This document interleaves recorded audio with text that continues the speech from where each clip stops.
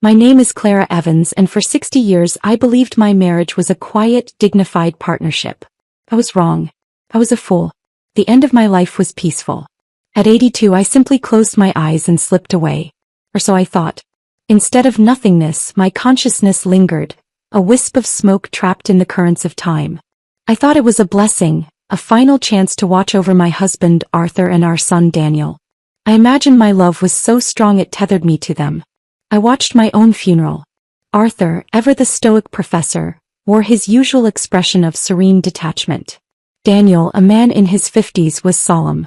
I felt a pang of sorrow for their loss, a twisted pride in the life I had built for them. That pride curdled into ash just 1 month later. The wedding was a lavish affair, a stark contrast to my quiet funeral. And the groom was my husband, Arthur. The bride was his first love, Isabella. I floated, a ghost at the feast, watching the man I had shared a bed with for 6 decades smile like a giddy youth.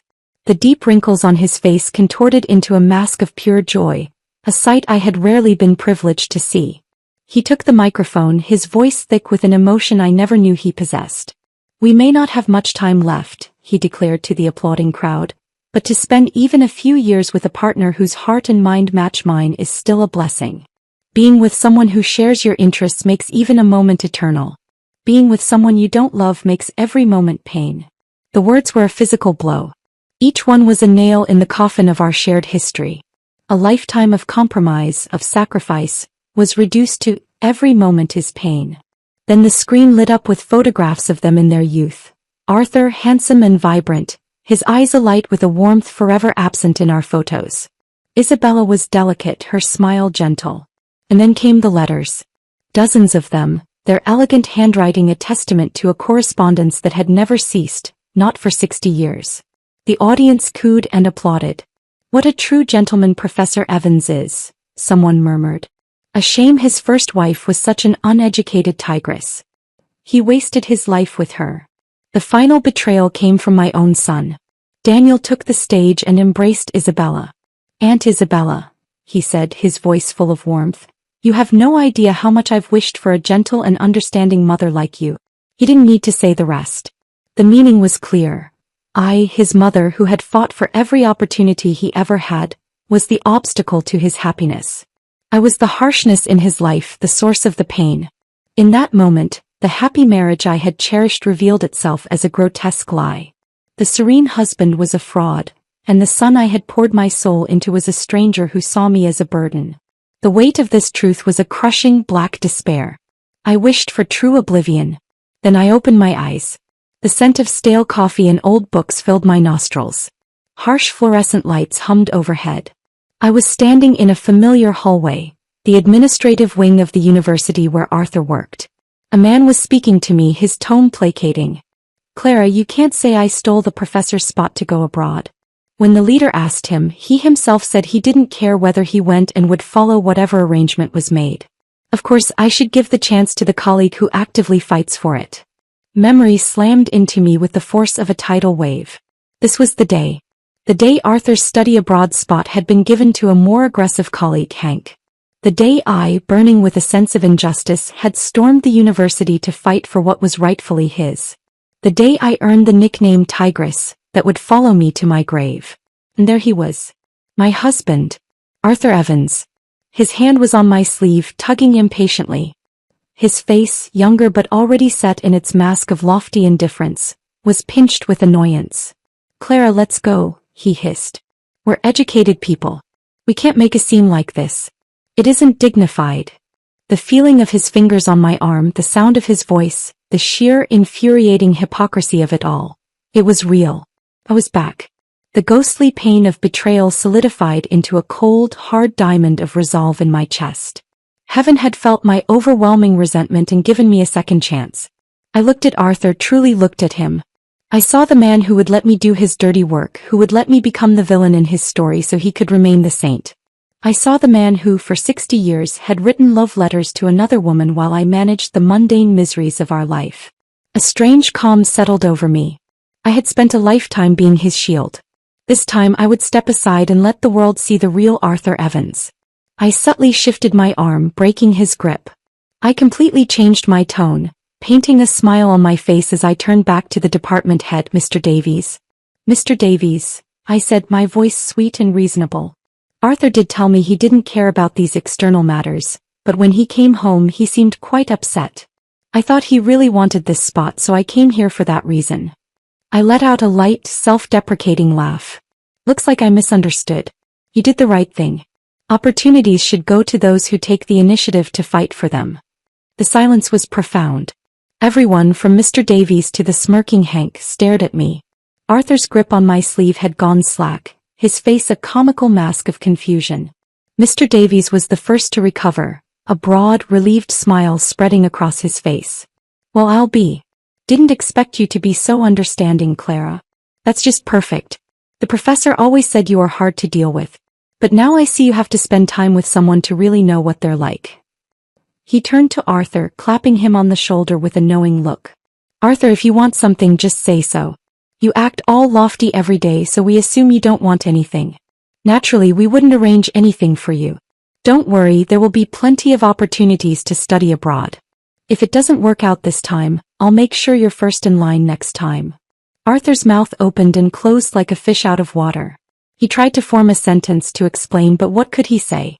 To protest would be to admit he was a hypocrite. In the end, he just gave an awkward, strangled smile. Clara, don't worry, Mr. Davies said to me as he prepared to leave. With you supporting the school's work like this, I'll be sure to spread the word about how virtuous and considerate you are. With that, he and the others left, their cheerful chatter echoing down the hall. Arthur and I were alone. The moment the others were out of sight, his placid expression shattered. His face darkened into a thundercloud. Clara, he seethed, his voice low and furious. Why would you say that? How could you tell them what we talk about at home? I looked at him, this man I had loved and served, and I felt nothing but a chilling clarity. I finally understood his game. He cared about everything. The promotions, the recognition, the opportunities. But he didn't want to dirty his hands. He would play the wounded, misunderstood scholar to me, knowing my protective instincts would flare up. He would push me into the fray and then have the gall to resent me for the methods I used to win his battles.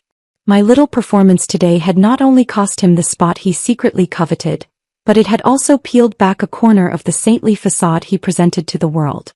I had exposed the petty, calculating man hiding behind the mask of detachment. I smiled at him, a cold, sharp thing.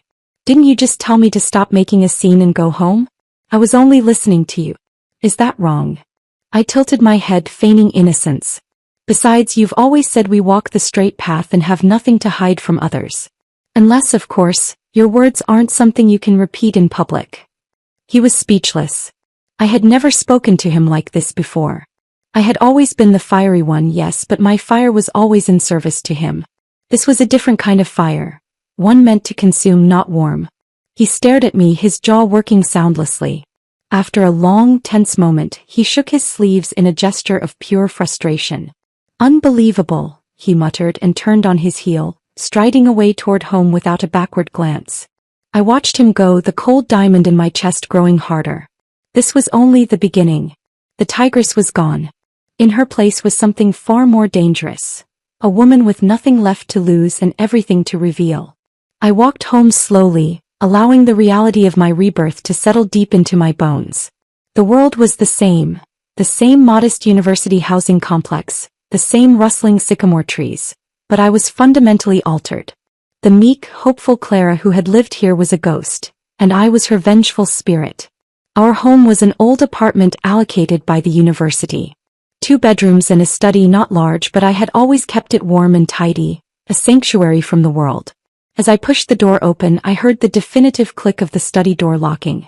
Arthur's retreat. His fortress of solitude. Whenever he was unhappy, which was often, or after we quarreled, which was frequent, that's where he would go. In my previous life, I'd come to see it as a necessary pressure valve for his sensitive nature. Now I saw it for what it was. A petulant withdrawal, a passive-aggressive punishment that would only end when I swallowed my pride and apologized. In the past, I would have already been planning my conciliatory approach, maybe brewing his favorite tea. Now, I looked at the closed door and felt nothing but a profound weariness. Stay in there forever, I thought coldly. Spare me the performance. The front door opened again and my son Daniel came in, his school bag slung carelessly over one shoulder. He was 14, all lanky limbs and a burgeoning sense of teenage entitlement. My heart, which I thought had turned to stone, gave a painful, involuntary lurch.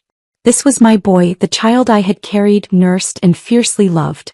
But the memory of the man he would become, the one who would sigh and wish for a gentler mother at my funeral, lay between us like a shroud. He glanced at the closed study door and his young face immediately soured. "Mom," he said, his tone dripping with accusation, "what did you do to upset Dad again? You're always focused on those petty material things. Stop picking stupid fights with him over trivial stuff." The words, so similar to the ones I'd heard from his 50-year-old self, hit me like a physical slap. So his allegiance to his father, his disdain for me, had taken root this early. I had given up my own career at the textile factory to raise him, had supervised every homework assignment, had scrimped and saved to ensure he had every opportunity. And in his eyes I was just a nagging, materialistic shrew. I pressed on, a desperate, foolish part of me still hoping for a different response. "Daniel, aren't you even going to ask why we argued? Shouldn't you at least figure out who's right and who's wrong?" He rolled his eyes, a gesture of supreme teenage contempt. "Do I really need to ask? Dad's not the type to nitpick. It's you who's always looking for trouble. Without you stirring things up, we wouldn't have so many problems at home." He dropped his bag on the floor with a thud. "Mom, can't you try being a little gentler? Dad likes gentle women. It's completely normal he wouldn't like a tigress like you." The room seemed to tilt. Dad likes gentle women. How did a 14-year-old boy know what kind of women his father preferred? Unless he'd heard it from the source. My chest went cold. I stared at him, my voice dangerously level. "And how do you know your dad doesn't like me and prefers gentle women? Where did you hear that?" A flicker of guilt crossed his face, so fast I would have missed it if I weren't watching so closely. He looked away, shuffling his feet. "I guessed. Who would like someone as fierce as you? Of course he'd like gentle women." With that he turned quickly toward his bedroom. "I still have homework. Call me when dinner's ready." He was lying. I was his mother, I knew his tells. In the past I'd had to nag him relentlessly to do his homework. He'd never been this eager to shut himself away. The realization was a final icy douse of water, extinguishing the last ember of maternal hope. My son had long known about Arthur and Isabella. He had not only kept his father's secret but had been a willing accomplice, probably fantasizing about Isabella replacing me. The hurt was a sharp, clean cut, followed by a strange sense of relief. Good. Now I knew. There were no more illusions to shatter, no more bonds to hold me back. I could act without hesitation. I looked around the tidy living room at the home I had maintained with such dutiful care. The thought of cooking a meal for these two, the hypocritical husband and the disloyal son, who expected dinner to appear magically without ever lifting a finger, made me nauseous.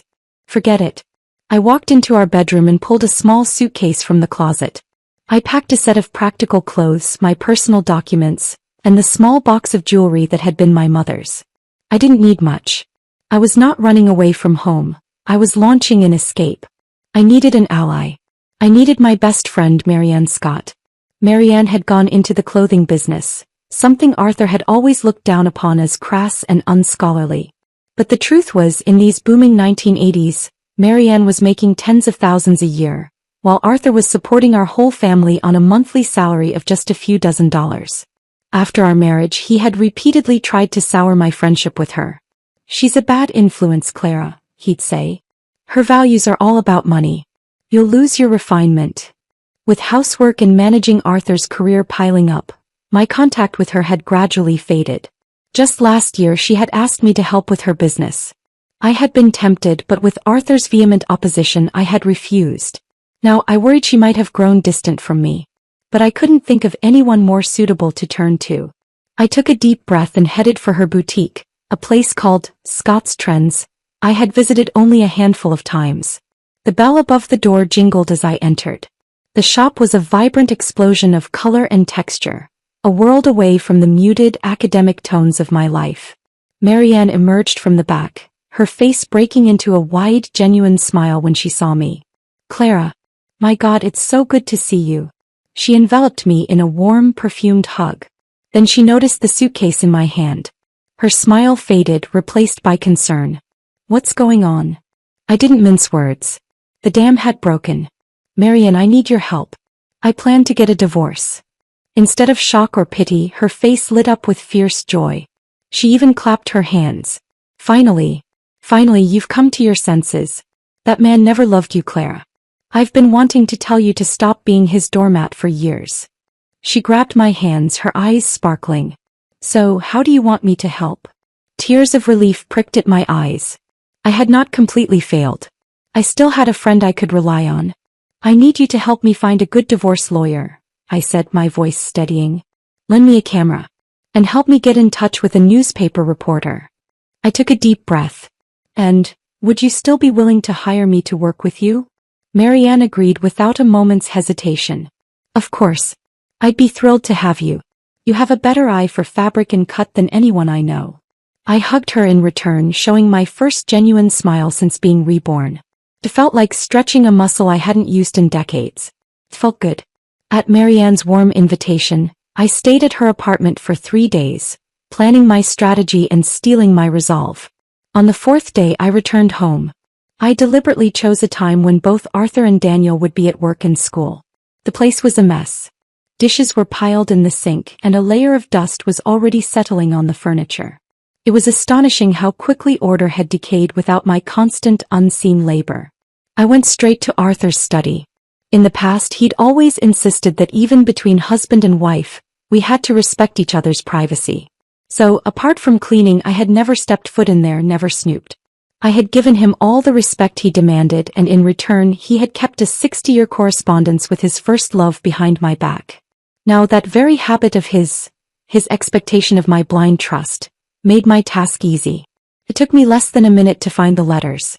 They were sitting right in the top drawer of his desk, not even locked away. He was that arrogant, that sure of my devotion. I couldn't help but let out a bitter laugh. So this was what Arthur relied on. He thought my love for him made me blind and stupid. I pulled out the bundle of envelopes, tied with a simple ribbon. My hands trembled slightly, not with heartbreak but with a cold, focused rage.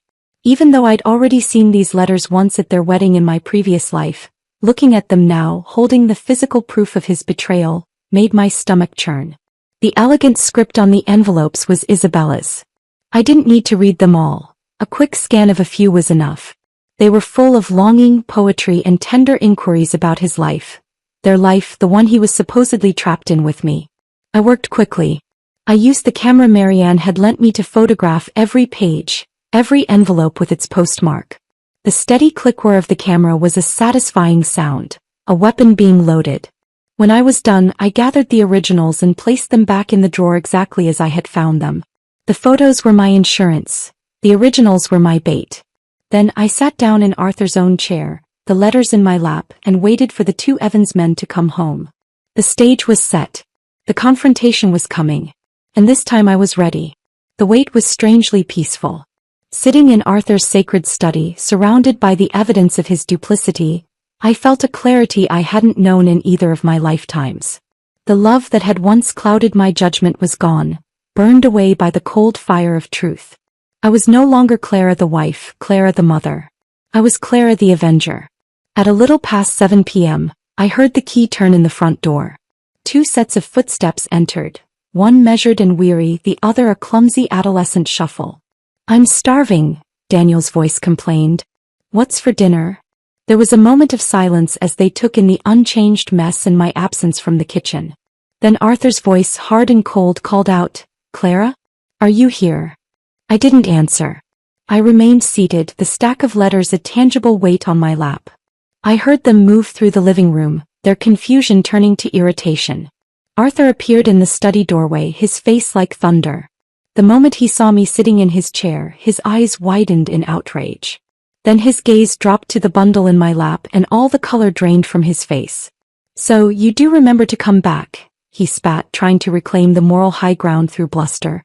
"Is this how a wife and mother should act? Disappearing without a word? Who knows where you've been messing around?" Daniel appeared behind him, his expression a perfect mimic of his father's disapproval. "Mom, why would you leave without telling us? We were starving that day because of you." "Whatever. Just go make dinner. I want sweet and sour ribs." His voice was full of blame, devoid of any concern for my well-being. The last fragile thread of my attachment to him snapped. I couldn't be bothered with pointless talk. I stood up, the letters in my hand, and simply threw them onto the table between us. They scattered, fanning out like a hand of damning cards. I may not be worthy, I said, my voice dangerously calm. But is a man who's been married over a decade and still writes to his first love every day really worthy of being a father and a husband? Arthur's face underwent a terrifying transformation. The serene, detached professor vanished, replaced by a cornered, furious animal. Clara, are you crazy? He roared, his voice cracking. Don't you understand what it means to respect someone's privacy? How could you read my letters? He lunged forward, trying to snatch them from the table. I was faster, sweeping them back into my grasp with ease. I sneered. And respecting you got me what? Over 10 years of you secretly contacting your first love. Maybe it's time we skip the respect. His anger boiled over. The facade was not just cracked, it was shattered. You crazy tigress, he shouted, his finger jabbing toward me. How could I ever like someone like you? Isabella and I just exchanged the occasional greeting. Purely innocent. And you can't let it go. The world is more open now. Divorce isn't rare. I've been responsible by putting up with you. You think I'm afraid to divorce you? At that moment, my son, my own flesh and blood, chimed in to take his father's side. Mom, stop it already and apologize to Dad. Dad and Aunt Isabella live far apart. They just write letters sometimes. Why do you have to be so petty? The more you act like this, the less Dad will like you. He crossed his arms, delivering his final, devastating blow. And right now you're living entirely off him. If you get divorced, where will you even go? I'm telling you now, I'm not going with you to suffer. Arthur immediately grew smug, his son's betrayal fueling his sense of righteousness. You hear that, Clara? I'm the one supporting you. Don't take your good fortune for granted. If you divorce me, you'll know what real hardship is. I looked at this father and son pair, united against me, and the last of my sentimentality evaporated. The anger that rose in my chest was not hot and messy but cold and sharp, a precision tool. I was a textile factory worker, I said, my voice low. After Daniel was born and there was no one to care for him, I quit my job. When he was older and I wanted to work again, you crushed my confidence, Arthur. You said that after years away I was out of touch and no company would hire me. I turned my gaze to Daniel. Yet the son I raised feels no gratitude. In his eyes, you are the one who supports the family, and I am just a useless woman who can't find a job. Suddenly it all felt so pointless. The charade was over. I looked at them with a terrifying calm. Since that's how it is, then let's get divorced. Arthur's eyes widened in disbelief. After a moment of stunned silence, he gave a cold, derisive laugh. So, you're the one asking for divorce. Don't regret it later. Whoever regrets it is a coward, I shot back. Tomorrow we'll go to the Civil Affairs Bureau and get the divorce papers. Seeing I was resolute, Arthur's forehead bulged with rage. Unbelievable. Have you been fooling around outside? Is that where you got this nerve? The accusation was so typical, so pathetic that I didn't even think. My hand flew out and slapped him hard across the face. The sound was sharp and satisfying in the tense room. Arthur Evans, if you're going to accuse someone, you'd better have proof, I hissed. The proof of your affair is in my hands. Tell me, if I show these letters to everyone in the university compound, will your prestigious reputation as Professor Evans still hold up?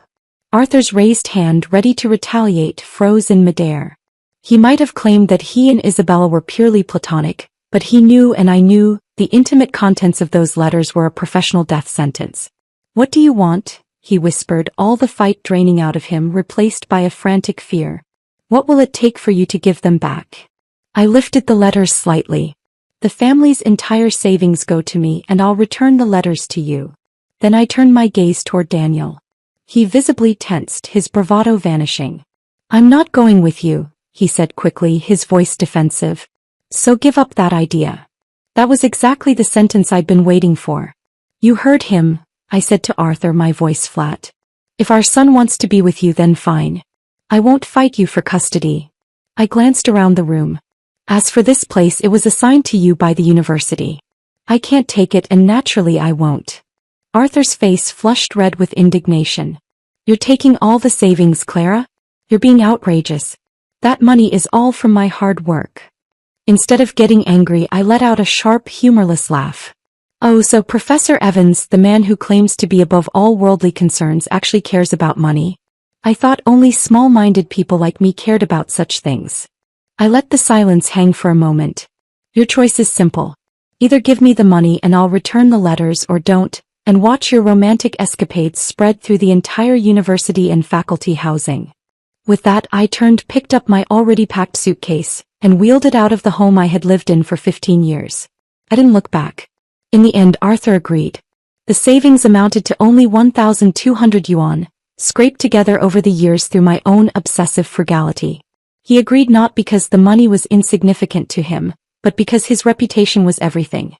He couldn't bear the thought of being exposed as a hypocrite and a philanderer. Outside the Civil Affairs Bureau, after the paperwork was finalized, the two of them stood together, a united front of hostility. "Clara, I hope you don't regret your decision today," Arthur said coldly. Daniel shook his head in theatrical disapproval. "Mom, I really don't understand how you could do this.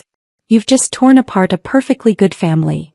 I looked at them, these two strangers who had shared my name and my home, and I felt nothing. "Don't worry," I said, my voice calm and final.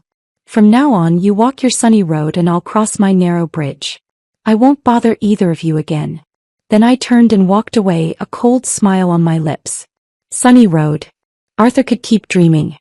His sunny road, I knew, was about to be swallowed by a very long, very dark shadow. And I was the one who would ensure it. The weeks following the divorce were a period of intense and purposeful reconstruction. I moved into the small dorm room above Marianne's boutique. It was simple, just a bed, a desk, and a few toiletries, but it was mine. For the first time in my adult life, my space was not dictated by Arthur's preferences or Daniel's needs. The freedom was intoxicating. I threw myself into work with Marianne.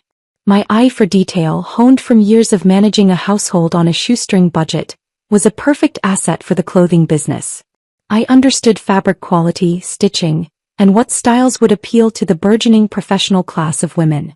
Marianne gave me responsibilities, trusted my judgment, and for the first time I was earning my own money. It wasn't much at first, but it was mine. Meanwhile, Arthur played the victim. In a time when divorce was still a scandal, he mastered the art of the insinuating complaint. I heard the whispers through mutual acquaintances. "You know how fierce she is. Our marriage was never good. For the sake of our child, I didn't want to be the one to betray our vows." But then she spent time with that friend of hers who went into business and came back asking for a divorce. Truly an unfortunate family. When Marianne heard this, she was furious and wanted to confront him publicly. I stopped her. "Let him talk," I said, sipping my tea calmly. "When God wants to destroy someone, he first makes them mad with arrogance. His words will only make the truth, when it comes out, that much more damning." A month later, just as in my previous life, Arthur married Isabella. The news didn't surprise me. Whether at 80 or 40, Arthur was equally impatient to be with her. But their wedding this time was far less lavish. Partly because of the more modest times, but mostly because I had taken all his savings. I heard through the grapevine that he'd had to borrow money for the event, promising to repay his colleagues with the cash gifts they would bring. Marianne and I got the invitation. It was a bold, almost insulting move. I saw it for what it was. Arthur's way of proving to himself and the world that he had moved on to a better, more refined life. "You're not actually going, are you?" Marianne asked, her eyes wide with disbelief. "Of course I am," I replied, a slow smile spreading across my face. I wouldn't miss it for the world. The day of the wedding, I dressed carefully. I chose a simple, well-tailored dress from the boutique, elegant but understated. I wanted to look like the wronged party, not the bitter ex-wife. In my bag I carried a thick stack of photocopies. I had also, through Marianne's connections, ensured a reporter from a local newspaper was in attendance. The wedding was held in a modest banquet hall. The air was thick with the scent of cheap flowers and anticipation. Arthur and Isabella stood at the door to greet guests, with two teenage boys behind them. One was Daniel, trying to look mature and solemn. The other, a lanky, shy-looking boy, must have been Isabella's son. Arthur looked elated, his face flushed with a pride and energy I hadn't seen in years. When he saw me, his smile widened into a condescending smirk. He was playing the magnanimous man. "Clara," he said, his voice oozing false warmth. I didn't expect you to really come. I'm starting a new life now, so I won't hold past grudges against you. We can still be friends, can't we? And if you want to see your son, you're always welcome. Daniel looked openly impatient. Who cares if she comes to see me? He muttered, just loud enough for me to hear. I have Aunt Isabella now. He's so gentle. Why would I want this tigress? Perhaps I'd grown used to it. The words barely registered. I felt strangely calm. Without giving Daniel another glance, I stepped into the banquet hall with Marianne by my side. The wedding soon began.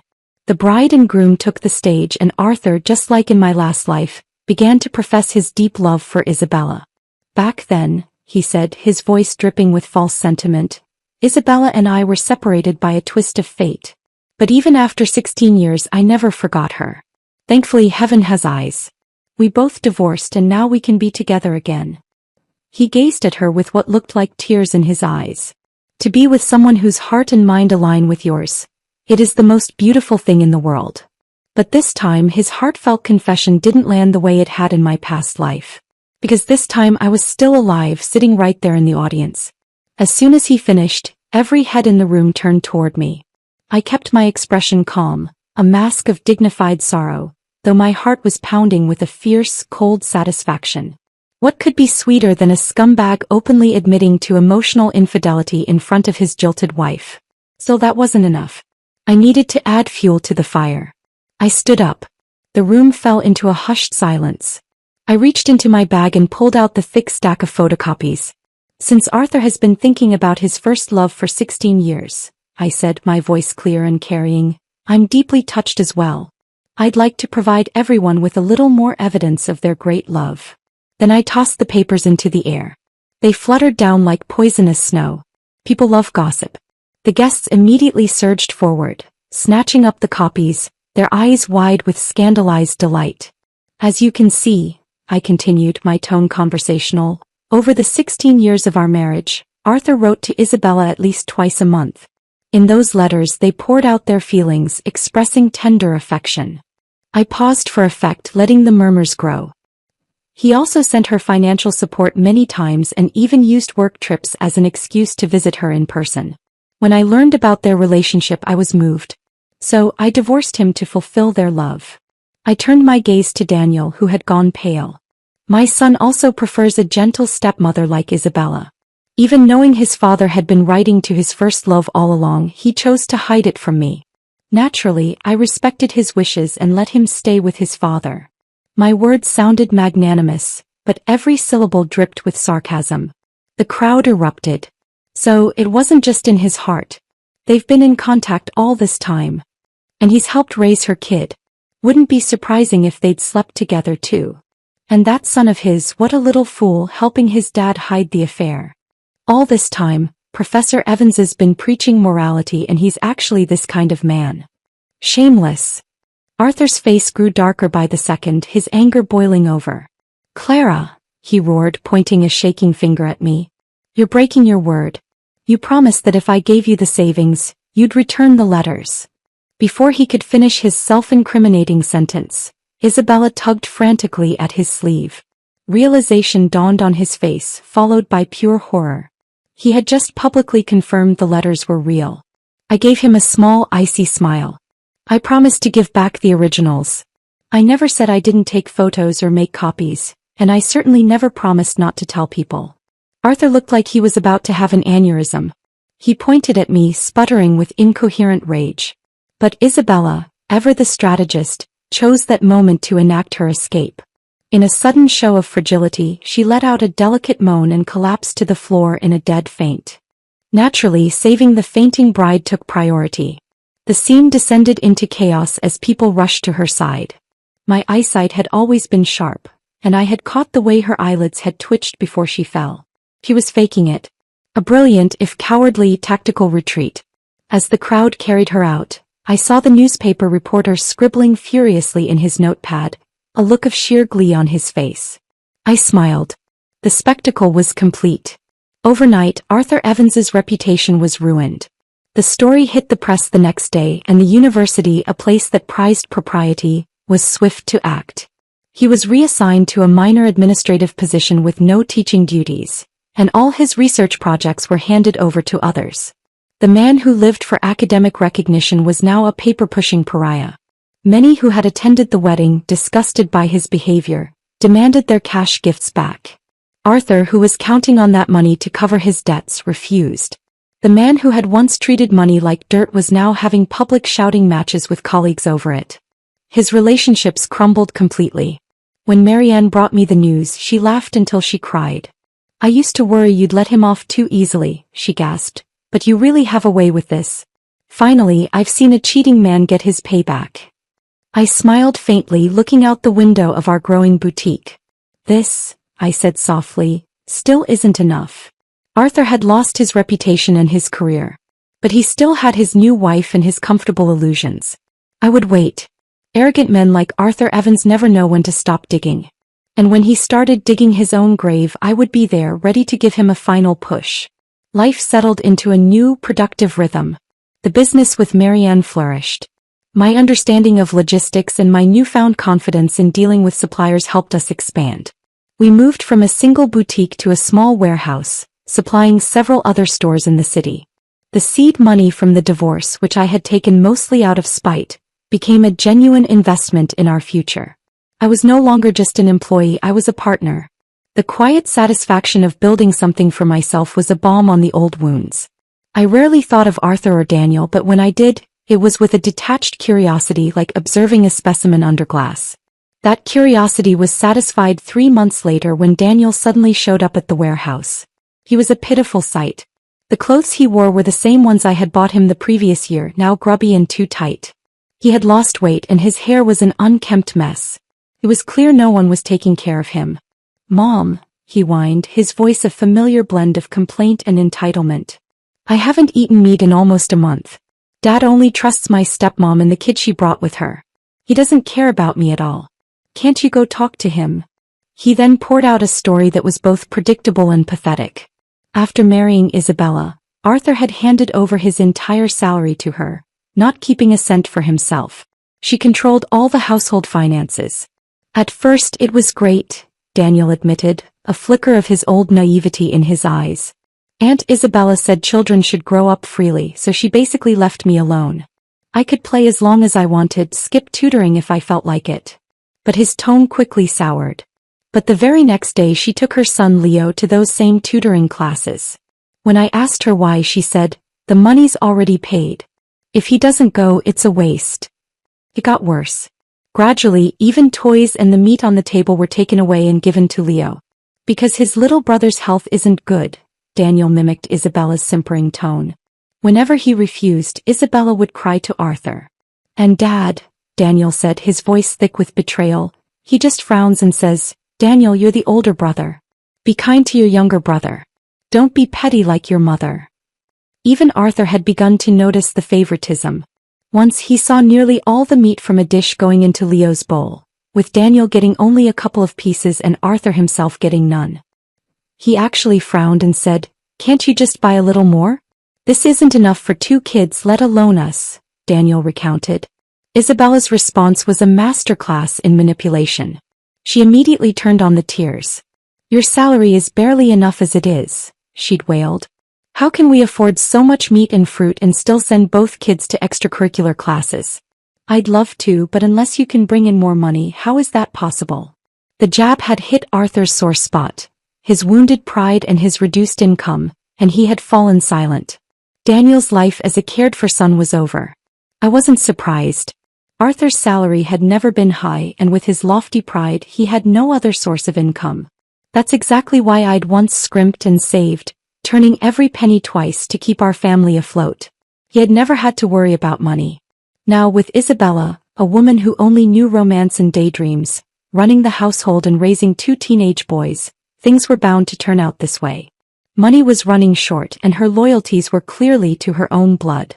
I looked at my son, crying his eyes out, and felt that familiar, strange calm.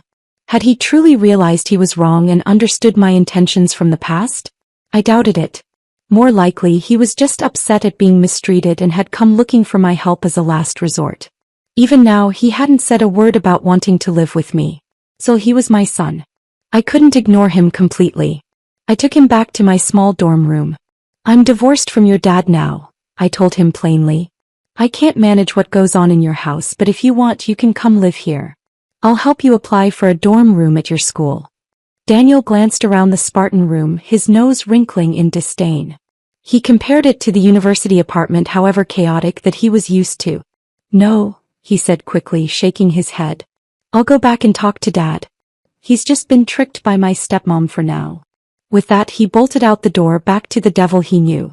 I watched his retreating back, the last ember of maternal feeling finally dying out. Clearly in his heart there was no real mother-son bond. Everything for him came down to self-interest and comfort. 2 months later the Evans family's life seemed to have miraculously turned around. While delivering a new shipment of autumn wear to a upscale department store with Marianne, I spotted the 4 of them. They were dressed to the nines, shopping for designer brands, their arms laden with shopping bags. I froze for a moment. With Arthur's diminished salary, this kind of spending was something he couldn't afford in 100 years. Arthur spotted me from a distance. His face, which had been tense the last time I saw him, was now lit with smug satisfaction, especially when he saw me dressed in practical work clothes, sweating from carrying boxes. He stepped forward, Isabella clinging to his arm, a condescending smile plastered on his face. Clara, we were husband and wife for so many years. If you're in trouble, tell me. I can lend you money. No need to do such heavy labor. Isabella, draped in a new silk dress, added warmly, Clara, I owe my good life today to you, stepping aside. If you ever need help, you must tell us. I turned to look at Daniel. He pretended not to see me, utterly engrossed in examining an expensive watch in a display case. He was nothing like the bedraggled, hungry boy who had come to me before. As expected, he only acknowledged me when I was useful to him. When I wasn't, he wished I would disappear. I almost laughed. An idea began to form. Actually, I said slowly, injecting a note of manufactured desperation into my voice. Things are a bit tight for me right now. A friend's factory needs 100,000 yuan in investment. Since you're both doing so well, I wonder if you could lend it to me. The moment the number left my lips, Arthur's face turned a spectacular shade of crimson. The smugness evaporated, replaced by sheer panic and rage. Clara, all this time and you're still so shameless, he snapped. He turned to his family. Let's go. Some people aren't worth our sympathy. The 4 of them scurried away like startled cockroaches. As they turned the corner, Isabella shot me a triumphant look. Daniel, perhaps feeling a flicker of guilt, avoided looking at me altogether. After they were gone, I patted Marianne on the back. Can you find a way to investigate them? I asked. I'm sure something's off. 3 days later the results came in. The news was so shocking it almost made me drop my teacup. Arthur had been making promotional appearances for a fake medicine company. I was genuinely surprised. Arthur had always prided himself on his aloof, principled nature. When he worked on research projects, he would apply for the smallest possible budget, to the point where no graduate students wanted to join his team. He considered commercial work beneath him. But once I saw who had arranged it, Isabella, I understood. In front of her, Arthur abandoned every principle he ever had. The main reason, of course, was money. Their funds had clearly run out, and Isabella, used to a certain comfort, had found a way to generate income. She had gotten in touch with a fake pharmaceutical company. Although Arthur had been reassigned to an administrative role, he still held the title of professor in a university's school of biomedicine. That title was enough to impress and deceive the company's target demographic: elderly men and women. At first, according to Marianne's source, Arthur had hesitated. How could I lie for money? He had reportedly said. But after receiving a 1,000 yuan gift from the company, along with smooth assurances that the pills were just harmless vitamins, his scruples had vanished. He had already made over a dozen appearances for them and even filmed television advertisements.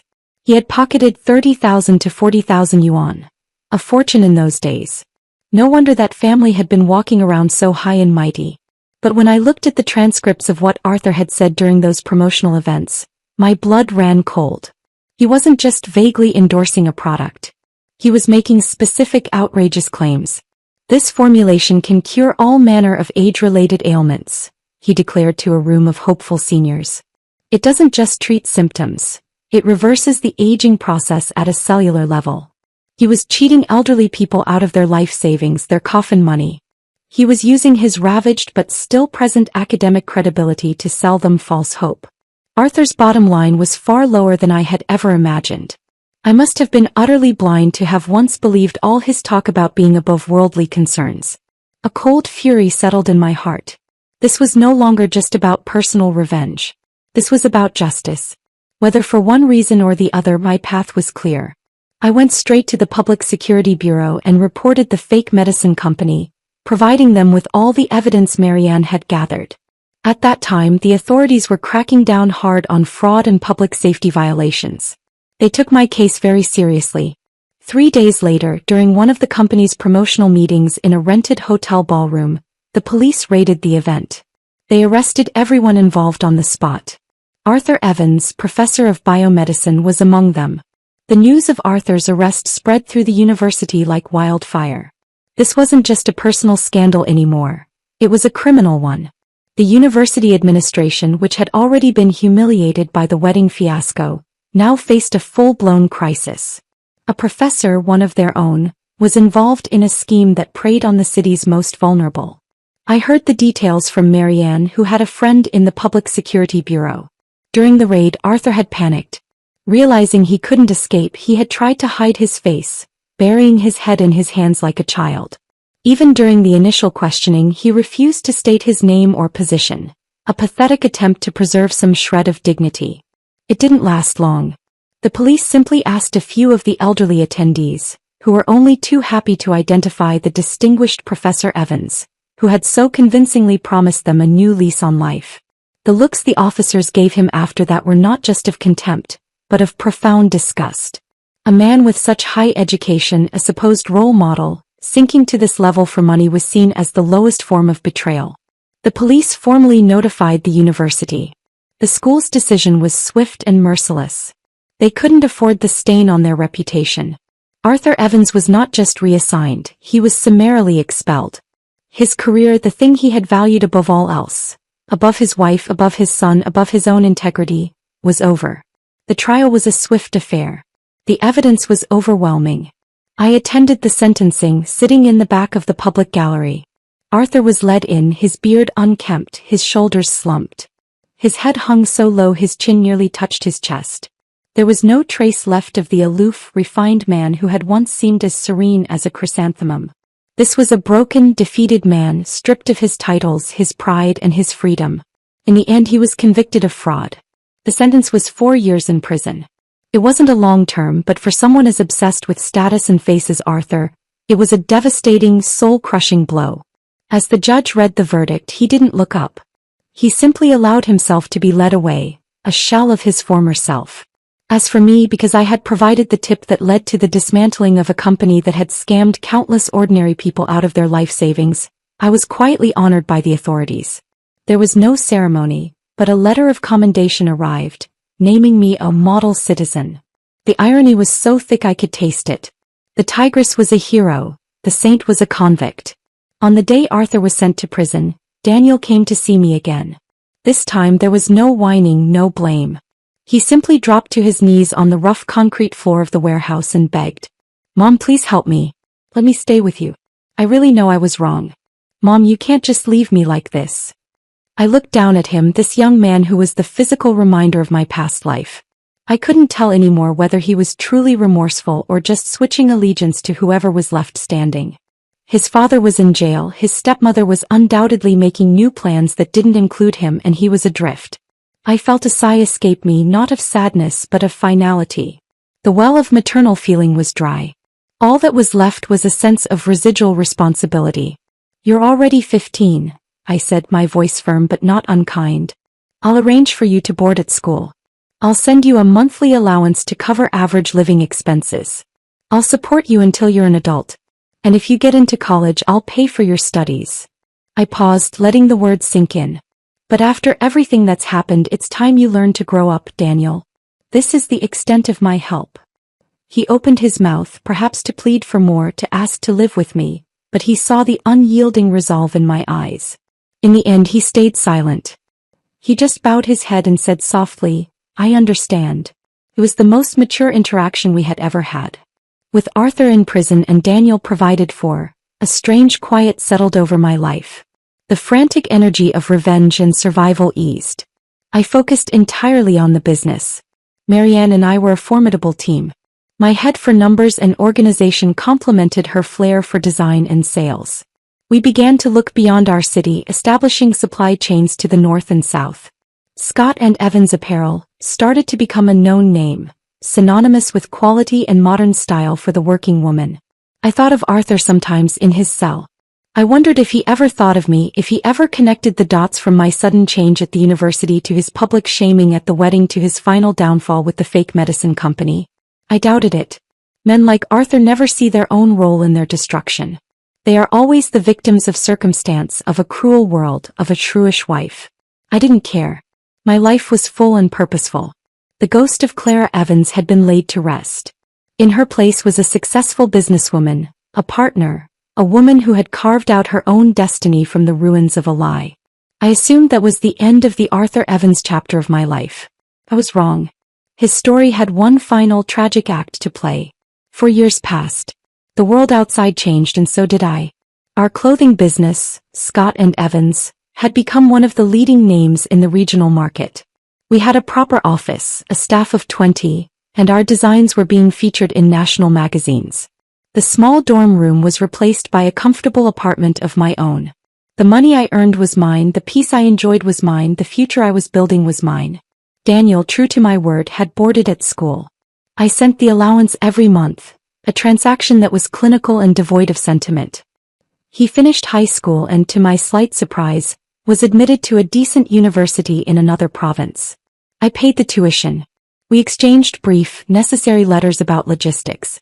There was no warmth, but there was also no animosity. It was a ceasefire brokered by distance and necessity. I heard snippets about Arthur's release from prison. He was a ghost in his own life.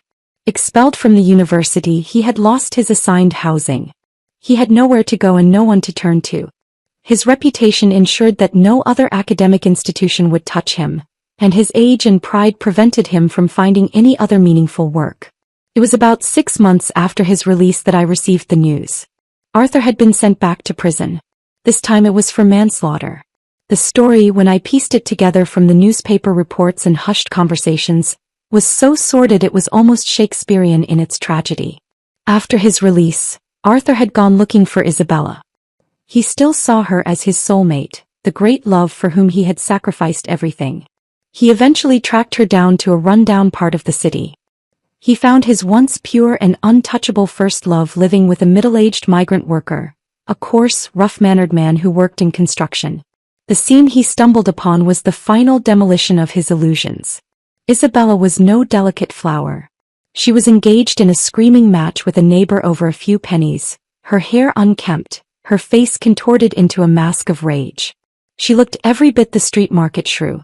Anne at her side, the man she was with, behaved with a possessiveness that left no doubt about the nature of their relationship. Arthur snapped. All the pain, the humiliation, the loss. It boiled over into a blind, uncontrollable rage. He rushed forward shouting, I went to prison for you. I ruined my life for you. And you dare do this to me. Isabella, shocked to see him out of prison, was initially frightened. But with the burly man beside her, her fear quickly turned to scorn. And whose fault is it? She shrieked back. You're useless. You couldn't even provide. Look at you. A convict, a beggar. The argument escalated, a torrent of venom and recrimination. The man she was with, seeing the situation spiraling, decided this was not his fight. The moment real trouble came, he turned and bolted, leaving Isabella to face Arthur's fury alone. Unfortunately for her, the spot where they were fighting was a shoddily maintained alleyway, littered with construction debris. As they struggled, Arthur shoved her. Isabella, caught off balance, fell backward. There was an exposed piece of rusty steel rebar jutting from a broken concrete block. It struck a vital spot. She died almost instantly. Arthur was arrested on the spot, covered in her blood, his mind shattered.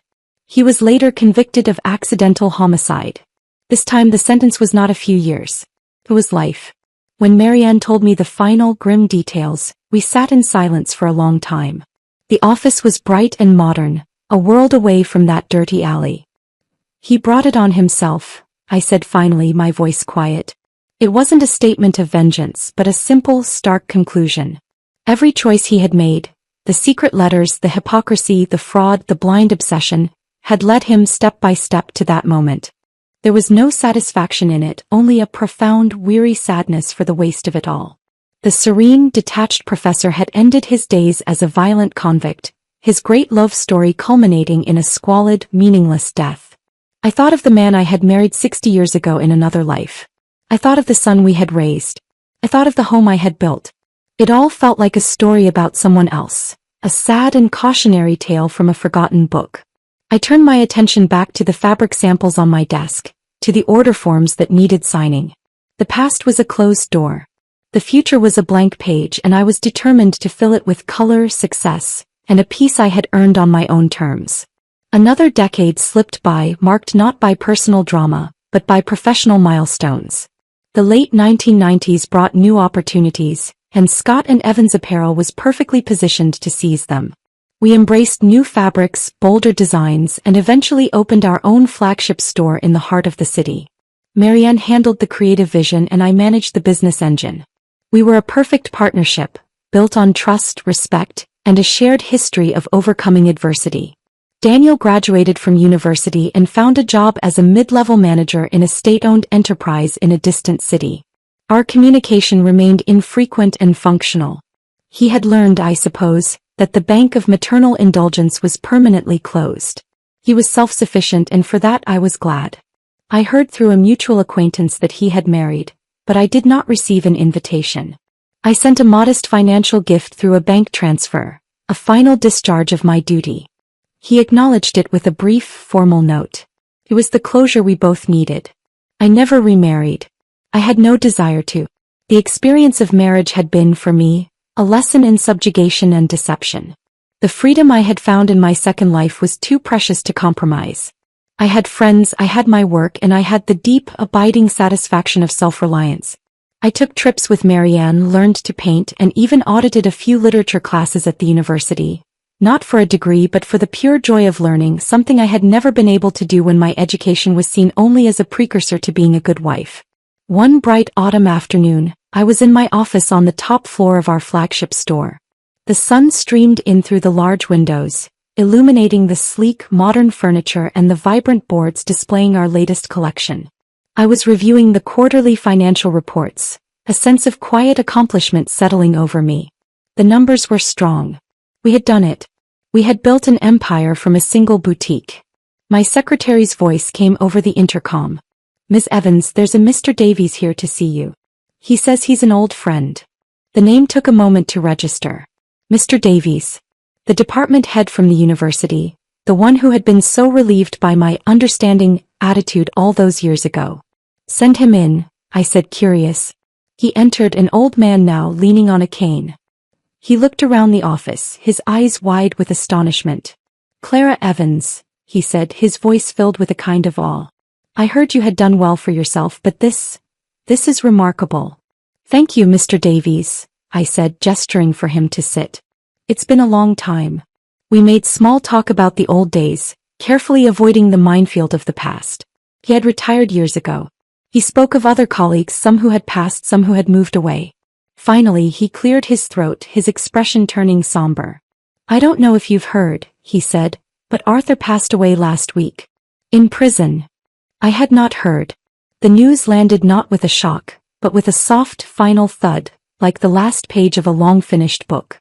"I see," I said, my voice even. "It was illness," Mr. Davies continued. "They said he was very quiet at the end. He had no visitors. Daniel made the arrangements for the cremation. It was all very simple."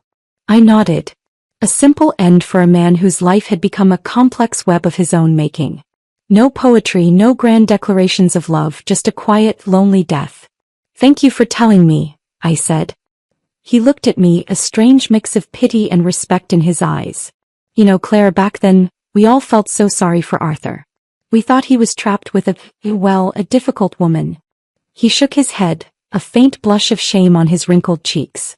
"We were fools. We didn't see what was really happening. We didn't see the strength it took for you to do what you did. To walk away. To build all this. He gestured around the office. You proved everyone wrong. I smiled, a genuine, peaceful smile. I wasn't trying to prove anyone wrong, Mr. Davies. I was just trying to save myself. After he left, I stood by the window looking down at the bustling city below. The streets were filled with people, each with their own struggles, their own secrets, their own journeys. I thought of Arthur, of the twisted path his life had taken. I felt a pang of sorrow, not for the man he became, but for the tragic waste of it all. He could have had a good life, a simple, honest life, if only he had been able to value what was in front of him. But his choices were his own, just as mine were my own. I had spent my first life building a cage for myself, believing it was a palace. I had spent my second life breaking free and forging a destiny I could be proud of. The ghost of the bitter, betrayed wife was gone. The uncertainty of the reborn avenger was gone. All that remained was Clara Evans, business owner, partner, and a woman who had learned, finally, to live for herself.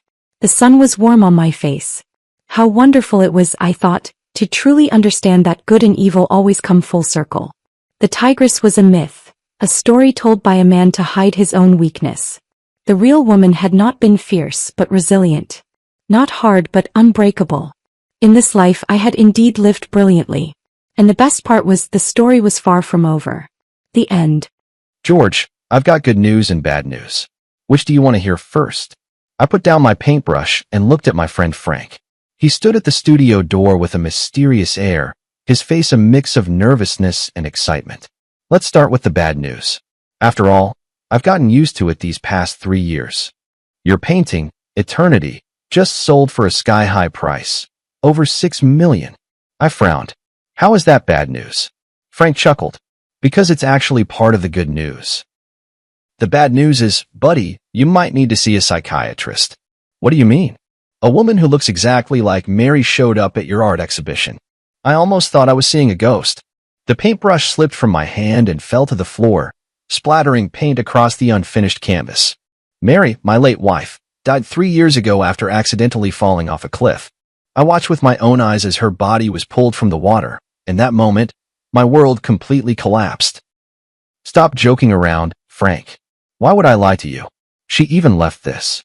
Frank handed me a note, with an address and a time written on it. My hand trembled slightly. The handwriting was exactly the same as Mary's. That night, I waited until midnight at the designated cafe. Just as I was about to leave, a familiar figure appeared at the door. Mary? No, it couldn't be her.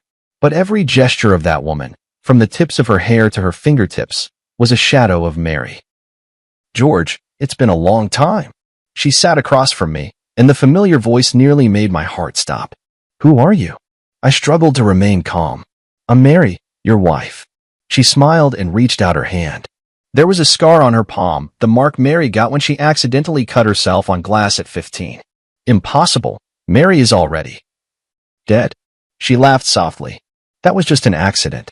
I fell off the cliff and was saved by a reclusive old doctor.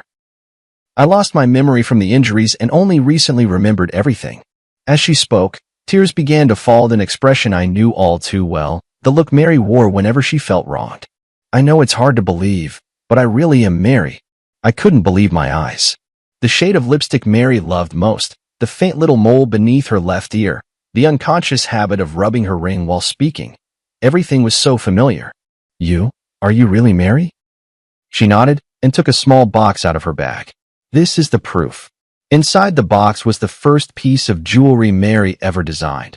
A sapphire ring, the only one of its kind, never mass-produced. I brought it with me that day because I wanted to surprise you. I suddenly stood up and pulled her into my arms. 3 years of longing surged over me like a tide. I held her tightly, afraid that if I let go, she would disappear again. On the way home, she told me about her experiences over the past 3 years. She was rescued by an old doctor in the mountains, lost her memory due to a severe head injury, and lived in a remote mountain village for more than 2 years. It wasn't until she happened to see a poster for my art exhibition that her memory gradually returned. The next day, I took her to see Frank. Oh my God, it really is you, Mary. Frank stared in astonishment, eyes wide. Frank, it's been a long time. She greeted him with a smile, exactly as I remembered. Frank pulled me aside and whispered, Man, this is unbelievable, but I really believe it's her. Who else but Mary could call me by my childhood nickname so accurately? That was something only the two of you knew. A week later, Mary officially returned. We held a small welcome party for her. Her mother was so overwhelmed that she fainted, and when she woke up, she clung to her daughter and refused to let go. But that night, I noticed the first sign that something was off. Mary never ate mangoes because she was severely allergic. Yet the returned Mary absent-mindedly tasted a mango dessert and was perfectly fine. "Aren't you allergic to mangoes?" I asked. She paused for a moment, then quickly laughed and said, "Oh, that old Chinese doctor cured my allergy. He's really amazing." I nodded, but in my heart, I marked the first question mark. Is this really my wife? A month passed quickly, and Mary blended perfectly into our lives. She knew the location of every item in the house, remembered our shared memories, and could even accurately name friends we hadn't contacted in years. But those subtle feelings of discord kept growing. For example, the real Mary liked to listen to classical music, especially Debussy, while designing jewelry. But she would always unconsciously hum along to pop songs. Mary always habitually used her left hand to hold chopsticks, even though she knew it was wrong. She just couldn't change. But she was a standard right-handed user. The most obvious difference appeared that night when I accidentally caught her smoking in the bedroom. The real Mary hated the smell of smoke. Even when I came home from social events with a faint scent of cigarettes, she would frown. "When did you start smoking?" I stood at the doorway, my voice soft. She was clearly startled, hastily snuffing out the cigarette. This is a herbal cigarette for treating insomnia, prescribed by an old Chinese doctor." I nodded, not pressing further, but the doubts in my heart only grew deeper. The next day, I went to find Frank. "Help me check if, in the past 3 years, plastic surgery technology has advanced enough to achieve this level." Frank's eyes widened. "You mean, she's not Mary?" "I'm not sure, but there are always some things that don't add up." 2 days later, Frank brought news. High-end plastic surgery can make faces look similar, but it can't replicate the exact placement of scars or moles. And there's a limit to how well someone can imitate a voice. What if it was a twin? Frank shook his head. "Mary is an only child. We all know that." I decided not to show my feelings for now and to keep observing. A week later, Mary's mother came to my house with astonishing news. "George, Mary is going to have a baby," my mother-in-law told me excitedly. I stood there stunned. Before we got married, Mary had been diagnosed with uterine hypoplasia. The doctor had made it clear she could never get pregnant. This was our shared secret. Not even my mother-in-law knew. How do you know that?" I managed to ask. "Mary told me this morning. She said she already had a checkup. It's been 2 months. My mother-in-law happily grabbed my hand. "It's a blessing from above. Mary survived death, and now she can bring us new life." My heart sank to the bottom. This absolutely could not be Mary. That night, I dug out the hospital's diagnosis certificate in my study, which clearly stated the condition of Mary's uterus. But when I wanted to talk to Mary about it, I found her in the bedroom, excitedly discussing the decoration of the nursery with my mother-in-law. "Mary, could you come here for a moment?" I called her calmly. She followed me into the study, still wearing a blissful smile on her face. "Did you forget about this?" I handed her the diagnosis certificate. She took it and glanced at it, her face instantly turning pale. "George, I can explain." "Explain what?" "Explain that you're not Mary at all." Mother-in-law heard the commotion and walked in. "What's going on with you two?" "Mom, take a look at this." I handed her the proof. My mother-in-law read it, then looked at Mary in astonishment. "What's going on?" "Mary, you can't have children." "Of course she can," I sneered, "because she's not Mary at all." My mother-in-law's face changed dramatically. "What nonsense are you talking about?" "I can explain." She hurriedly grabbed my mother-in-law's hand. "That old Chinese doctor not only saved my life, but also cured my uterine problem. It's a miracle, truly." My mother-in-law looked at me, then at her, hesitating. "George, you're being too paranoid." My mother-in-law finally took her daughter's side.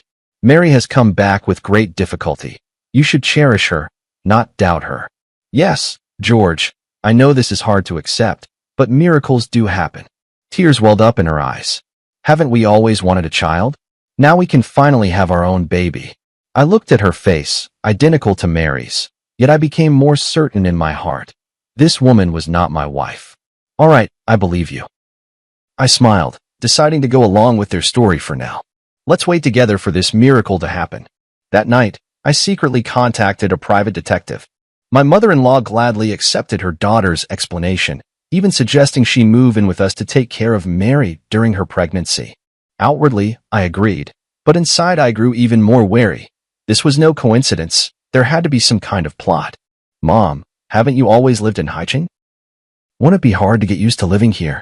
I probed cautiously. For my grandson, I'm willing to endure any inconvenience, my mother-in-law said firmly. I noticed a fleeting unnatural expression on Mary's face. Could the truth be connected to my mother-in-law? On the third day after my mother-in-law moved in, I discovered more suspicious details. For example, the real Mary never drank coffee, but she and my mother-in-law often enjoyed it together. Also, Mary's favorite movie was Roman Holiday, but she claimed to prefer Titanic. The strangest thing is, Mary used to despise her cousin Tom when she was alive, but now he visits frequently and chats and laughs with Mary as if they're old friends. I told Frank about these discoveries. Buddy, things are getting more and more suspicious, Frank frowned. Are you sure you want to keep going like this? Why not just expose her directly? It's not the right time yet. I want to find out what they're really after. The private detective's investigation also made progress. The so-called old Chinese doctor who had saved Mary did not exist at all, and Mary's whereabouts over the past 3 years were completely untraceable. More importantly, the private detective uncovered a shocking fact during the investigation. Mary's cousin Tom was deeply in debt from gambling, and the painting Eternity under my name, worth over $6 million, was his only hope for quick cash. They're after your painting, the private detective asserted, and this fake Mary is likely a professional identity fraudster, hired to win your trust. I took a deep breath and decided to take the initiative. That afternoon, I pretended to go out, but secretly returned home and hid in the study. Sure enough, Mary and her cousin Tom were whispering to each other in the living room. It's taking too long, Tom said irritably. How much longer until he sells the painting? Don't worry, she soothed him. I'm already pregnant, and now he completely believes I'm Mary. In a little while, I'll say I want to move to a better neighborhood for the sake of the baby, and then we'll naturally need to sell the painting to raise money. You're really pregnant? That wasn't part of the plan. It was an accident, but it works to our advantage. George wants a child so badly. Does Annie know the truth? She only knows we're trying to scam money, not the specific plan. But she hates George, thinks he caused her daughter's death, so she's more than happy to help. I clenched my fists. So my mother-in-law had always believed that Mary's accident was somehow my fault. In fact, we did argue over something trivial that day, and Mary stormed out in anger. I didn't try to stop her. But I never imagined it would be the last time I'd see her. You don't actually have feelings for George, do you? Tom suddenly asked. She was silent for a moment. It's just part of the job. Besides, I owe you, and I won't go back on my word. Good then. Don't forget how we're splitting the money once we get it. Their conversation confirmed my suspicions. This was all an elaborate scheme, with my eternity as the target. In the days that followed, I pretended everything was normal while secretly making preparations.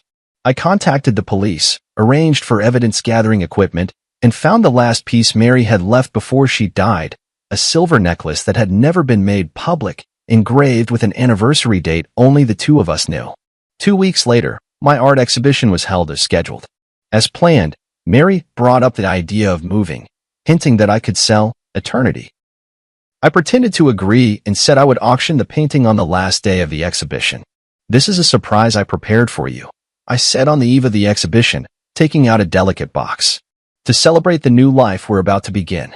She opened the box in surprise, and inside was the silver necklace. It's beautiful, thank you. She smiled as she prepared to put it on. Wait, I stopped her. Aren't you going to look at the engraving on the back? She turned the necklace over, and her face suddenly went pale. What's wrong? Don't you like it? I asked, feigning ignorance. No, I really like it. It's just... I'm a bit moved. She forced a smile, but didn't know how to explain that she couldn't recognize the significance of that date. See you tomorrow. Get some good rest, and don't forget to wear this necklace. I kissed her forehead and whispered in her ear. After all, this is your final design. Her body visibly stiffened for a moment, but she kept smiling. Of course, I cherish it very much. Tomorrow, the truth will come to light. On the day of the exhibition, the place was packed with people. My painting, Eternity, was displayed in the most prominent spot, right next to the last batch of jewelry designs Mary had created before her death. Mary held my arm, flawlessly playing the role of my wife as always. She had even gone out of her way to wear Mary's favorite white dress and the silver necklace I had given her last night. My mother-in-law and Tom were there too. The three of them exchanged glances from time to time, clearly waiting for the perfect moment. Frank appeared as planned, pretending to be extremely interested in eternity and asking me about the auction details. The auction will begin promptly at 4 in the afternoon, I replied with a smile. This painting means a great deal to me, and I hope it finds someone who truly appreciates it. Mary immediately chimed in. Yes, although it's hard to part with it, this is a necessary decision for our future. I noticed she glanced at Tom, who gave a barely perceptible nod. At 3:30 in the afternoon, the projector in the center of the exhibition hall lit up. This was the special segment I had arranged. Ladies and gentlemen, I stood in front of eternity. Before the auction begins, I'd like to share a little story about this painting. Mary's photo appeared on the projection screen, a group picture from her last birthday party before she passed away. 3 years ago, my wife Mary died in an accident. I created this painting, Eternity, in her memory. The woman in the painting has her back to the viewer, forever gazing into the distance, symbolizing a longing I can never reach. A soft sigh rippled through the crowd. Mary stood beside me, matching my words with a sorrowful expression. However, a month ago, a miracle happened. I turned to look at Mary. My wife came back. The whole room erupted in astonishment, and many people curiously sized up, Mary. This is my wife, Mary. I took her hand and stepped forward. Back from the dead, it's truly the greatest blessing heaven could have given me. She smiled and nodded to everyone, while my mother-in-law and Tom stood by with smug expressions. However, my tone suddenly shifted. Amidst my joy, a question arose. Is she really Mary? The entire room fell silent. Mary's hand trembled slightly in my palm. So, I did some investigating. The projector switched to a set of comparison photos. On the left was the real Mary. On the right was a photo of her. They look exactly the same, don't they? But I clicked the remote, and the photo was enlarged, the details highlighted. The position of the piercing on the left ear was slightly different, the arch of the eyebrows subtly varied, and the fine lines at the corners of the eyes ran in different directions. These are details that even professional plastic surgery cannot fully replicate. Mary tried to pull her hand away, but I held on tightly. My mother-in-law and Tom also began to grow anxious, glancing toward the exit. More importantly, the real Mary has a feature that cannot be copied. I turned to Mary. The necklace I gave you last night has a date engraved on the back. Can you tell everyone what that date is? She opened her mouth, but no words came out. That was the due date of our first child, the one we lost. I spoke softly, my voice trembling with emotion. Mary designed this necklace to commemorate the baby we never got to meet. The date was our secret, only Mary and I knew. The room fell utterly silent. Mary turned deathly pale, my mother-in-law's eyes widened, and Tom had already started edging toward the door. What surprised me even more, I continued, was that the real Mary could never get pregnant due to an underdeveloped uterus. Yet this, Mary claims she's already 2 months along. I let go of her hand and took a step back. So, who are you really? A flicker of despair flashed in Mary's eyes, but she quickly regained her composure. I am Mary, it's just that old Chinese doctor. The non-existent old Chinese doctor, right? I sneered. Just like the non-existent amnesia, the non-existent miraculous recovery. I turned toward the projection screen. Let's see the truth. The screen played the secretly recorded video of her conversation with Tom, their discussion on how to swindle eternity, clearly audible. This isn't. She tried to explain, but my mother-in-law had already rushed forward. Who are you really? My mother-in-law screamed. You're not my daughter? Auntie, stop pretending, I said calmly. You know she's not Mary. You just wanted to get back at me, didn't you? My mother-in-law's face turned pale. I didn't know she was going to impersonate Mary. Tom just said he needed help to scam some money. Police. Don't move. Several plainclothes officers emerged from the crowd, blocking Tom as he tried to escape. Amid the chaos, Mary took the opportunity to shove me aside and run toward the exit. I chased after her and caught up in the parking lot. Tell me, who are you really? She finally stopped, turned to face me, tears welling in her eyes. My name is Luna. I'm an actress. Tom found me and said if I helped trick you out of a painting, he'd give me $1 million. I needed the money for my sister's medical treatment. Why did they choose me? Why Mary? She shook her head. I don't know. They gave me a lot of information, photos, videos, even your chat logs. I was just following the script. The police arrived and took her away. I stood where I was, gazing at the distant sky, my heart a tumult of emotions. Back in the exhibition hall, the crowd had already dispersed, leaving only Frank and a few police officers. It's all been cleared up, Frank walked over. Tom owed money to loan sharks and was desperate. Your mother-in-law always resented you for not saving Mary, so she helped them plan the whole thing. I walked up to Eternity, gently caressing the back of the woman in the painting. Mary, I can finally give you an answer. The police left with the evidence. Frank patted me on the shoulder. What do you plan to do next? I took a deep breath. Prepare for the final painting. What will it be called? The Pursuit, I said softly. This time, I'll paint her face, not just her back. After the case was solved, my life seemed to return to where it was 3 years ago. Eternity was temporarily held by the court as crucial evidence. Tom and Luna were arrested for fraud, and my mother-in-law was investigated as an accomplice. The prosecution wants you to testify in court, the officer called to inform me. The trial is scheduled for early next month. I agreed, though I was utterly exhausted inside. After exposing the deception, I thought I would feel the thrill of revenge, but what I felt instead was a profound emptiness. Those days spent with Mary that month had allowed me to feel a trace of warmth in life again, even if that warmth was born of lies. Frank often came to see me, worried I might fall into despair once more. I told him not to worry, that I was working on a new piece, The Pursuit. Are you really going to paint Mary's face from the front? Frank asked curiously. For the past 3 years, you've always refused to do that. It's time, I replied. We can't live in the past forever. I moved out of the apartment I had shared with Mary and returned to the old house in the suburbs, the place where the real Mary and I had first made our home. The dust-laden memories in the house brought me both pain and comfort. Mary's studio remained just as she had left it, design sketches scattered across the table, unfinished jewelry drafts pinned to the drawing board. One afternoon, while sorting through Mary's belongings, I discovered an encrypted external hard drive.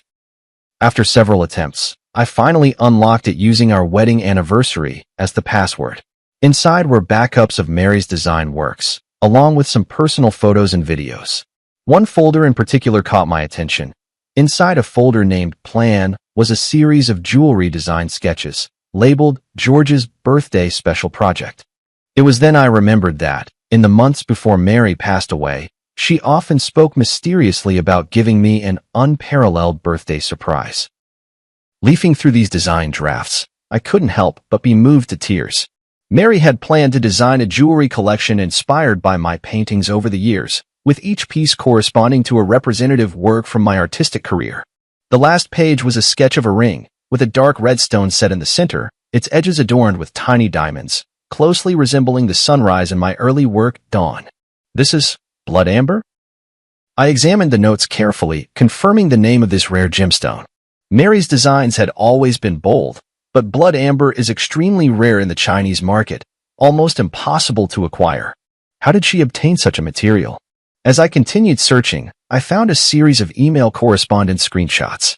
Mary had actually contacted a gemstone dealer in Myanmar, commissioning the blood amber specifically for this ring. The last email showed that the gem had already been shipped, but the date was exactly 1 week before Mary's death. I immediately called Frank. Help me check if there was a package sent from Myanmar 3 years ago, addressed to Mary. 2 days later, Frank brought news. The package did exist, but since no one signed for it, it was returned. However, according to the shipping records, it was resent a month ago, this time addressed to you. What? I was completely confused. I haven't received any package. Check your old apartment? Frank suggested. Back at my old apartment, the manager told me there was indeed a package, but it had been signed for by Mary. She said it was a surprise for you, so she didn't notify you, the manager explained. This meant Luna had taken the blood amber. I rushed to the detention center and requested to see Luna. Separated by glass, she looked much more haggard than the last time we met, but still wore that face so similar to Mary's. What are you doing here? She asked coldly. A month ago, You signed for a package from Myanmar. There was a blood amber inside. I want to know where it is." She looked surprised. "How did you know?" "Tom asked me to sign for it. He said it was some precious gem. He took it." My heart sank. Tom was deep in gambling debt. A precious blood amber would be a windfall for him. He had probably sold it long ago. "That blood amber is very important to me," I said softly. "It was the last gift my wife left me." Luna was silent for a moment, then suddenly said, "Maybe it's not that bad. Tom said the stone has flaws, its value is greatly reduced, and he hasn't found a suitable buyer yet." Hope was rekindled. If Tom hadn't sold the blood amber yet, maybe there was still a chance to get it back. "Do you know where he might hide it?" Luna hesitated for a moment. "He has a safe deposit box in a self-storage facility on the east side of the city." After getting the address, I immediately contacted the officer in charge of the case and explained the situation. Since Tom was involved in a large sum of money, the police quickly approved the search request. "Mr. George, we've found the safe deposit box," the officer said over the phone. "Inside, we did find the blood amber you described, as well as some other evidence." A few hours later, I retrieved the blood amber at the police station. It was even more beautiful than I had imagined. Within the dark red core, wisps of mist seemed to swirl, shifting strangely under the light. This was the birthday gift Mary had so carefully chosen for me, waiting for 3 years. Back home, I carefully placed the blood amber beside the canvas of the pursuit. The painting was already more than half finished, Mary's face emerging from the blur into clarity, yet it still felt like something was missing. Watching the blood amber glimmer faintly under the light, I suddenly understood how I should complete the painting. The creation of the pursuit entered its final stage. I decided to break convention and incorporate the blood amber into the artwork. This would not only be a portrait, but a hybrid piece that fused painting with the art of jewelry. "Are you sure you want to do this?" Frank frowned. "That blood amber is priceless." "That's exactly why," I said firmly. "Mary chose it for me. She wanted to inspire an unparalleled masterpiece. I will fulfill her wish." For 2 whole weeks, I worked day and night, neglecting sleep and food. I cut the blood amber into thin slices and inlaid them at the spot of Mary's eyes on the canvas, making her gaze truly come alive. I used a special technique to blend the surrounding paint, creating a harmonious transition with the gemstone.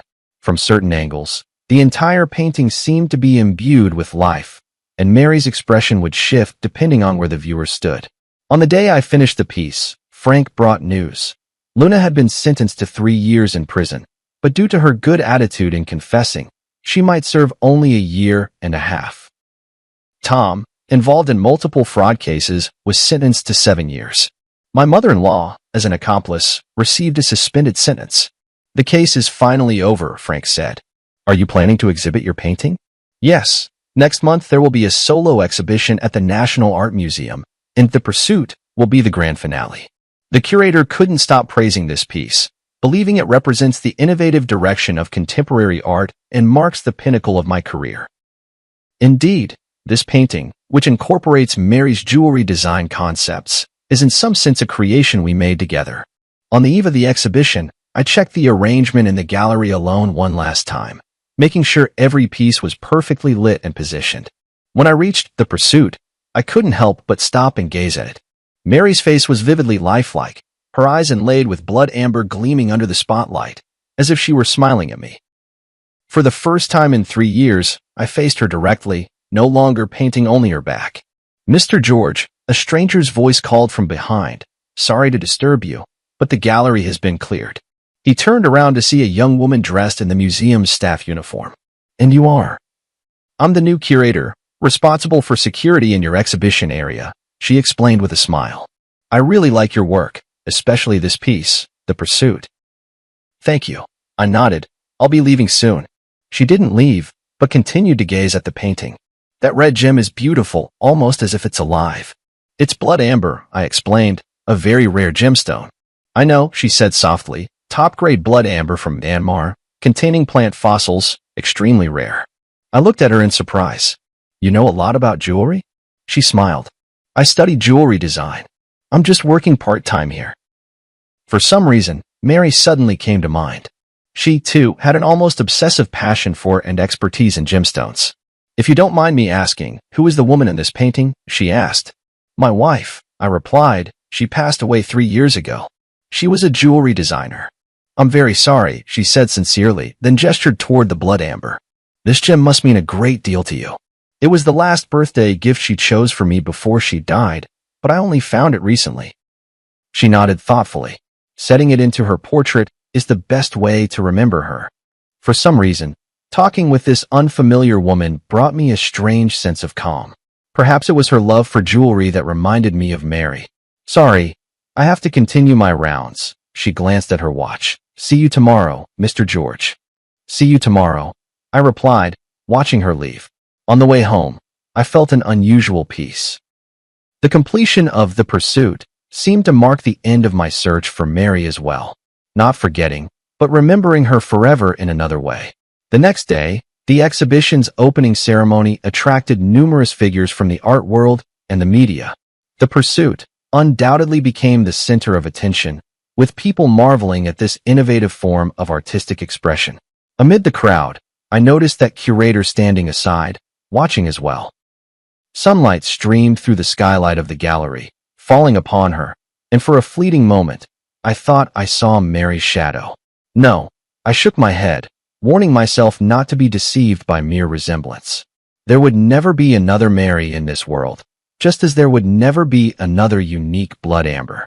After the exhibition, The Pursuit was purchased by an anonymous collector for an astronomical price.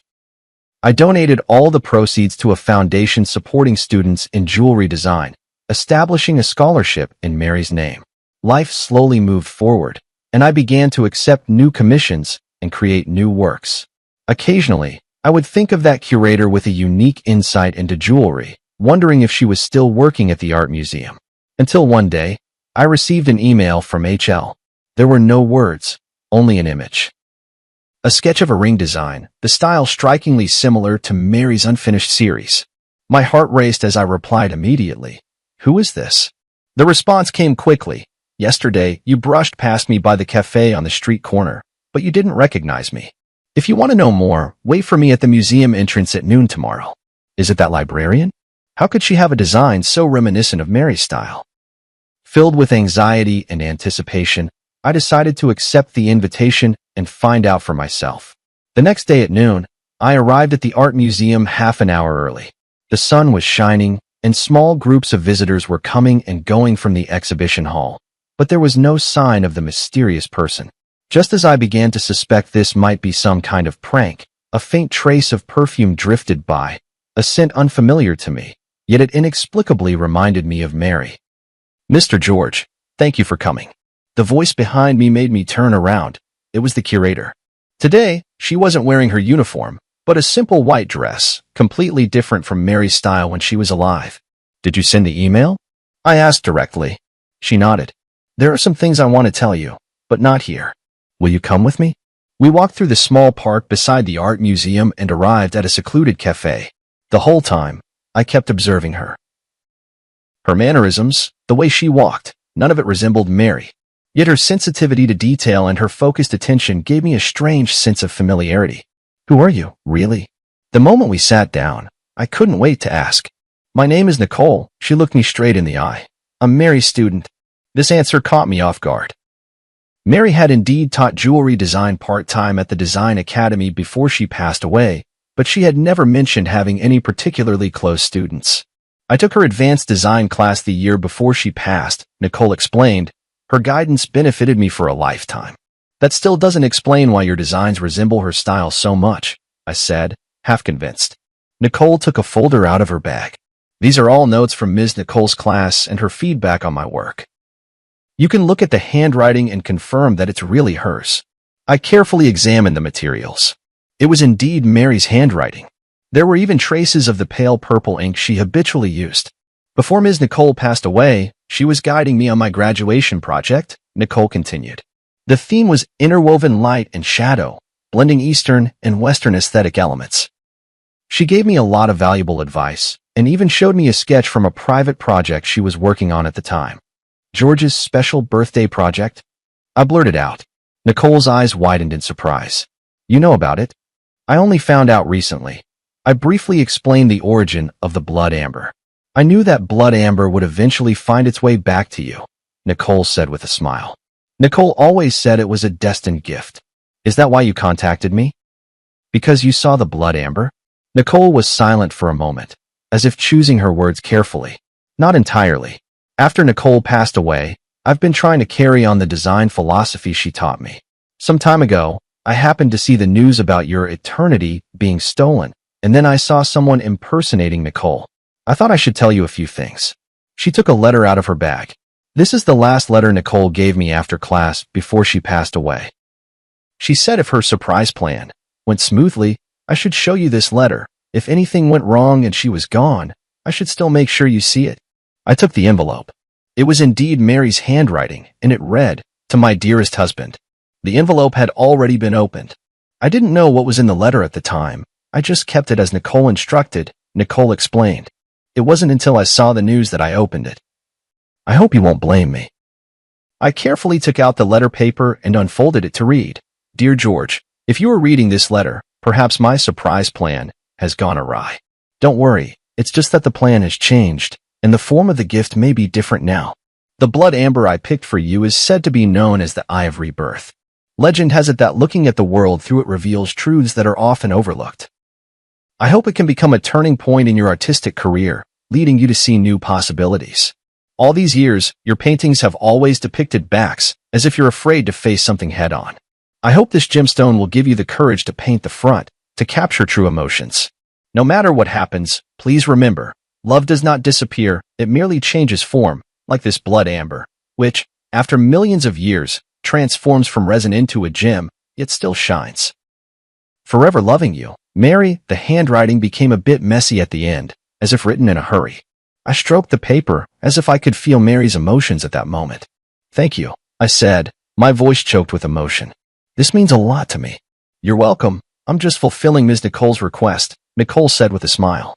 Actually, there's one more thing I'd like to ask your help with. What is it?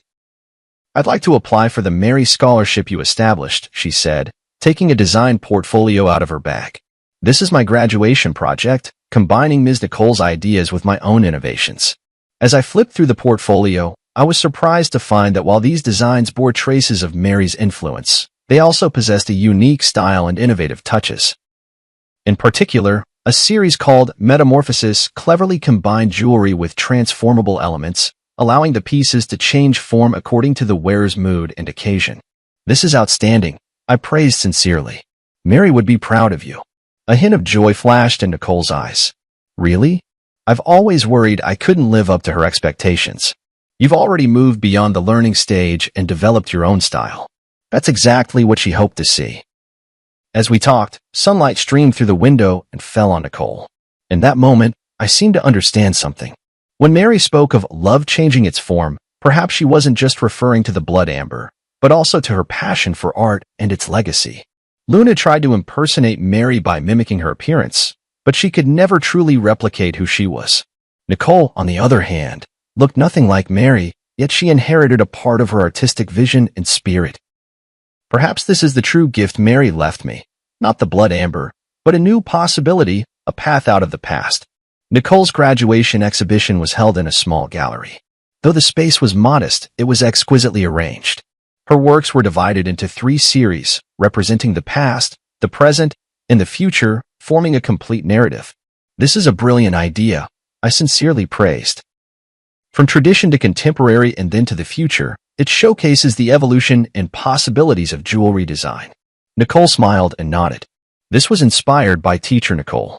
She always says that good design should look back at history, be grounded in the present, and look forward to the future.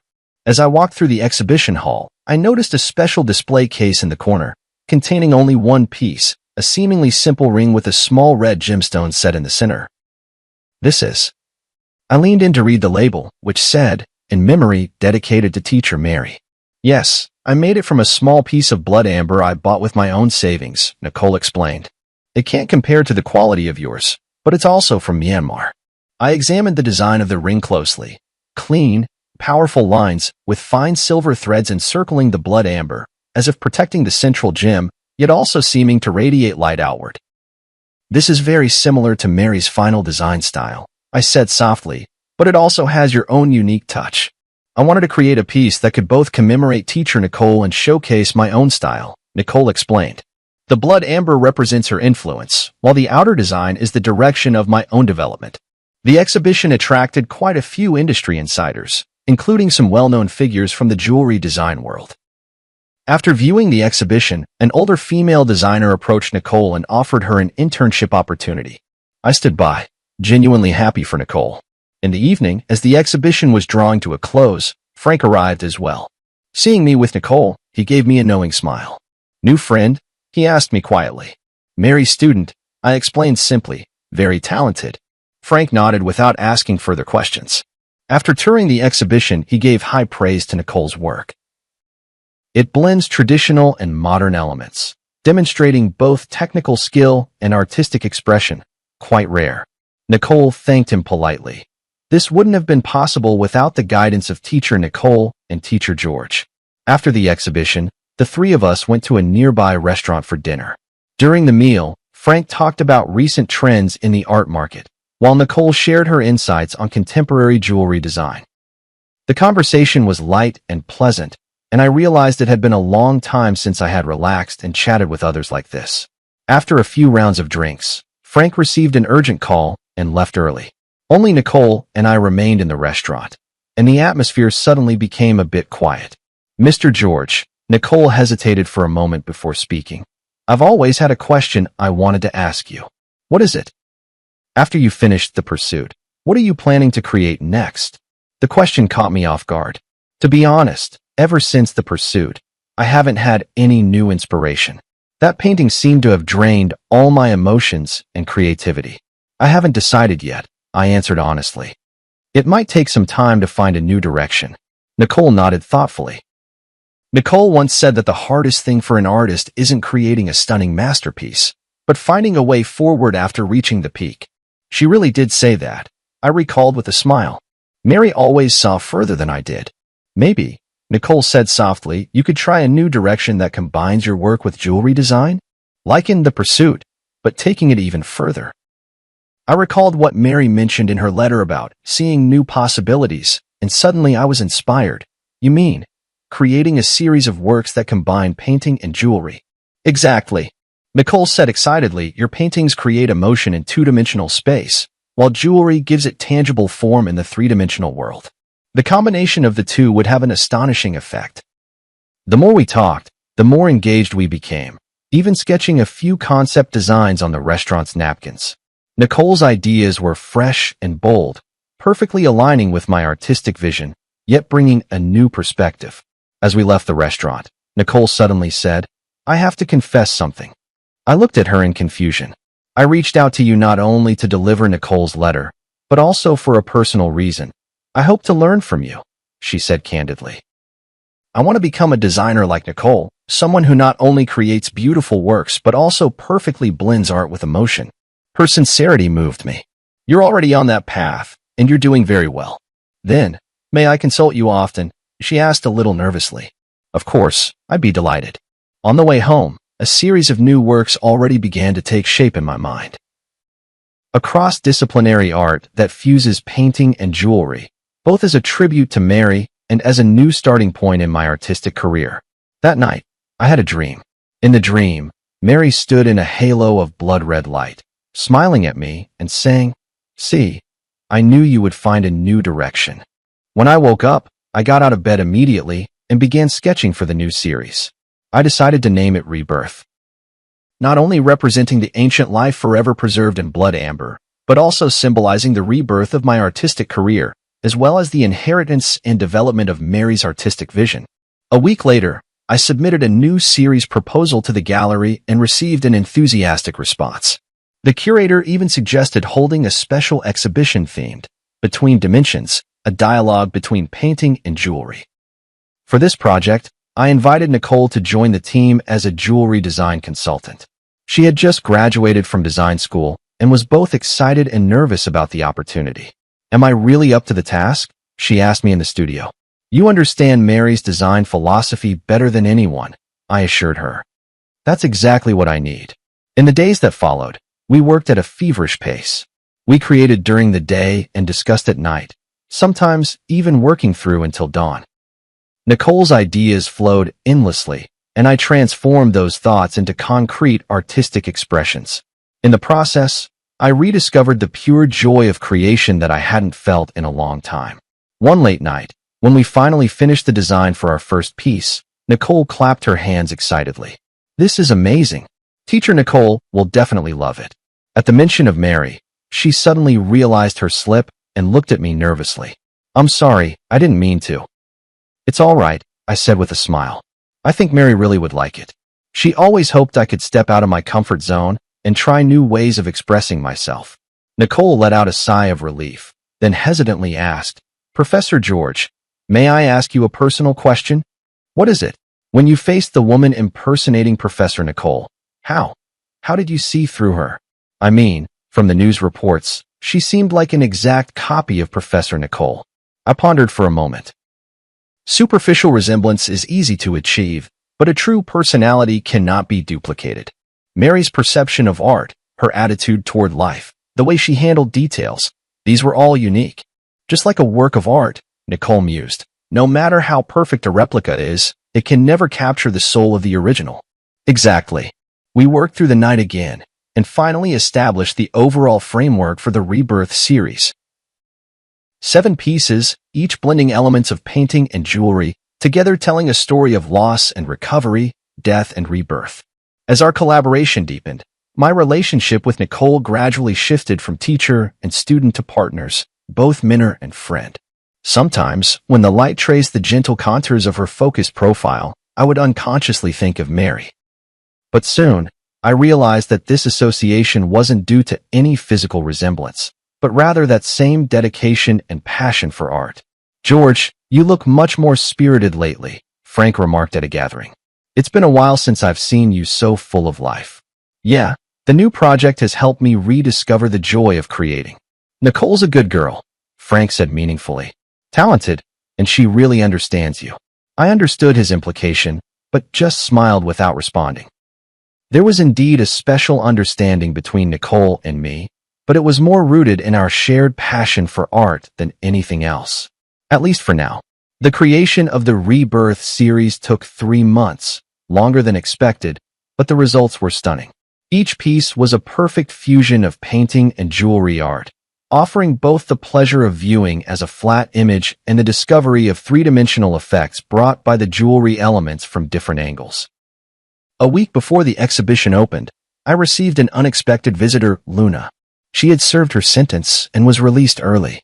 She looked much more haggard than the last time we met, but her eyes were clearer.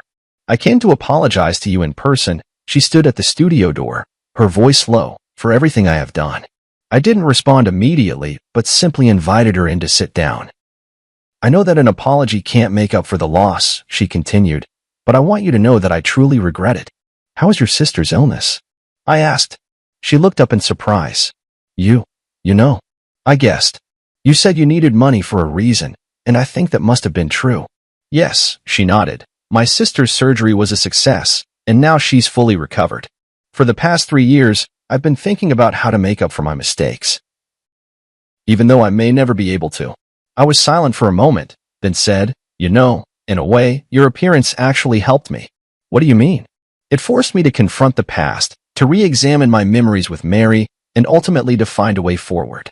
I pointed to the sketches of the Rebirth series on the wall and briefly explained this new project.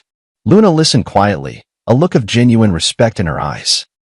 "I'm glad you were able to find a new beginning from that nightmare," she said at last.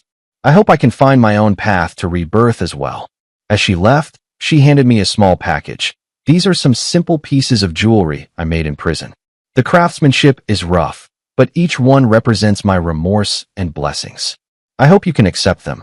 Opening the package, I found several small trinkets handmade from fine wire and colorful glass beads.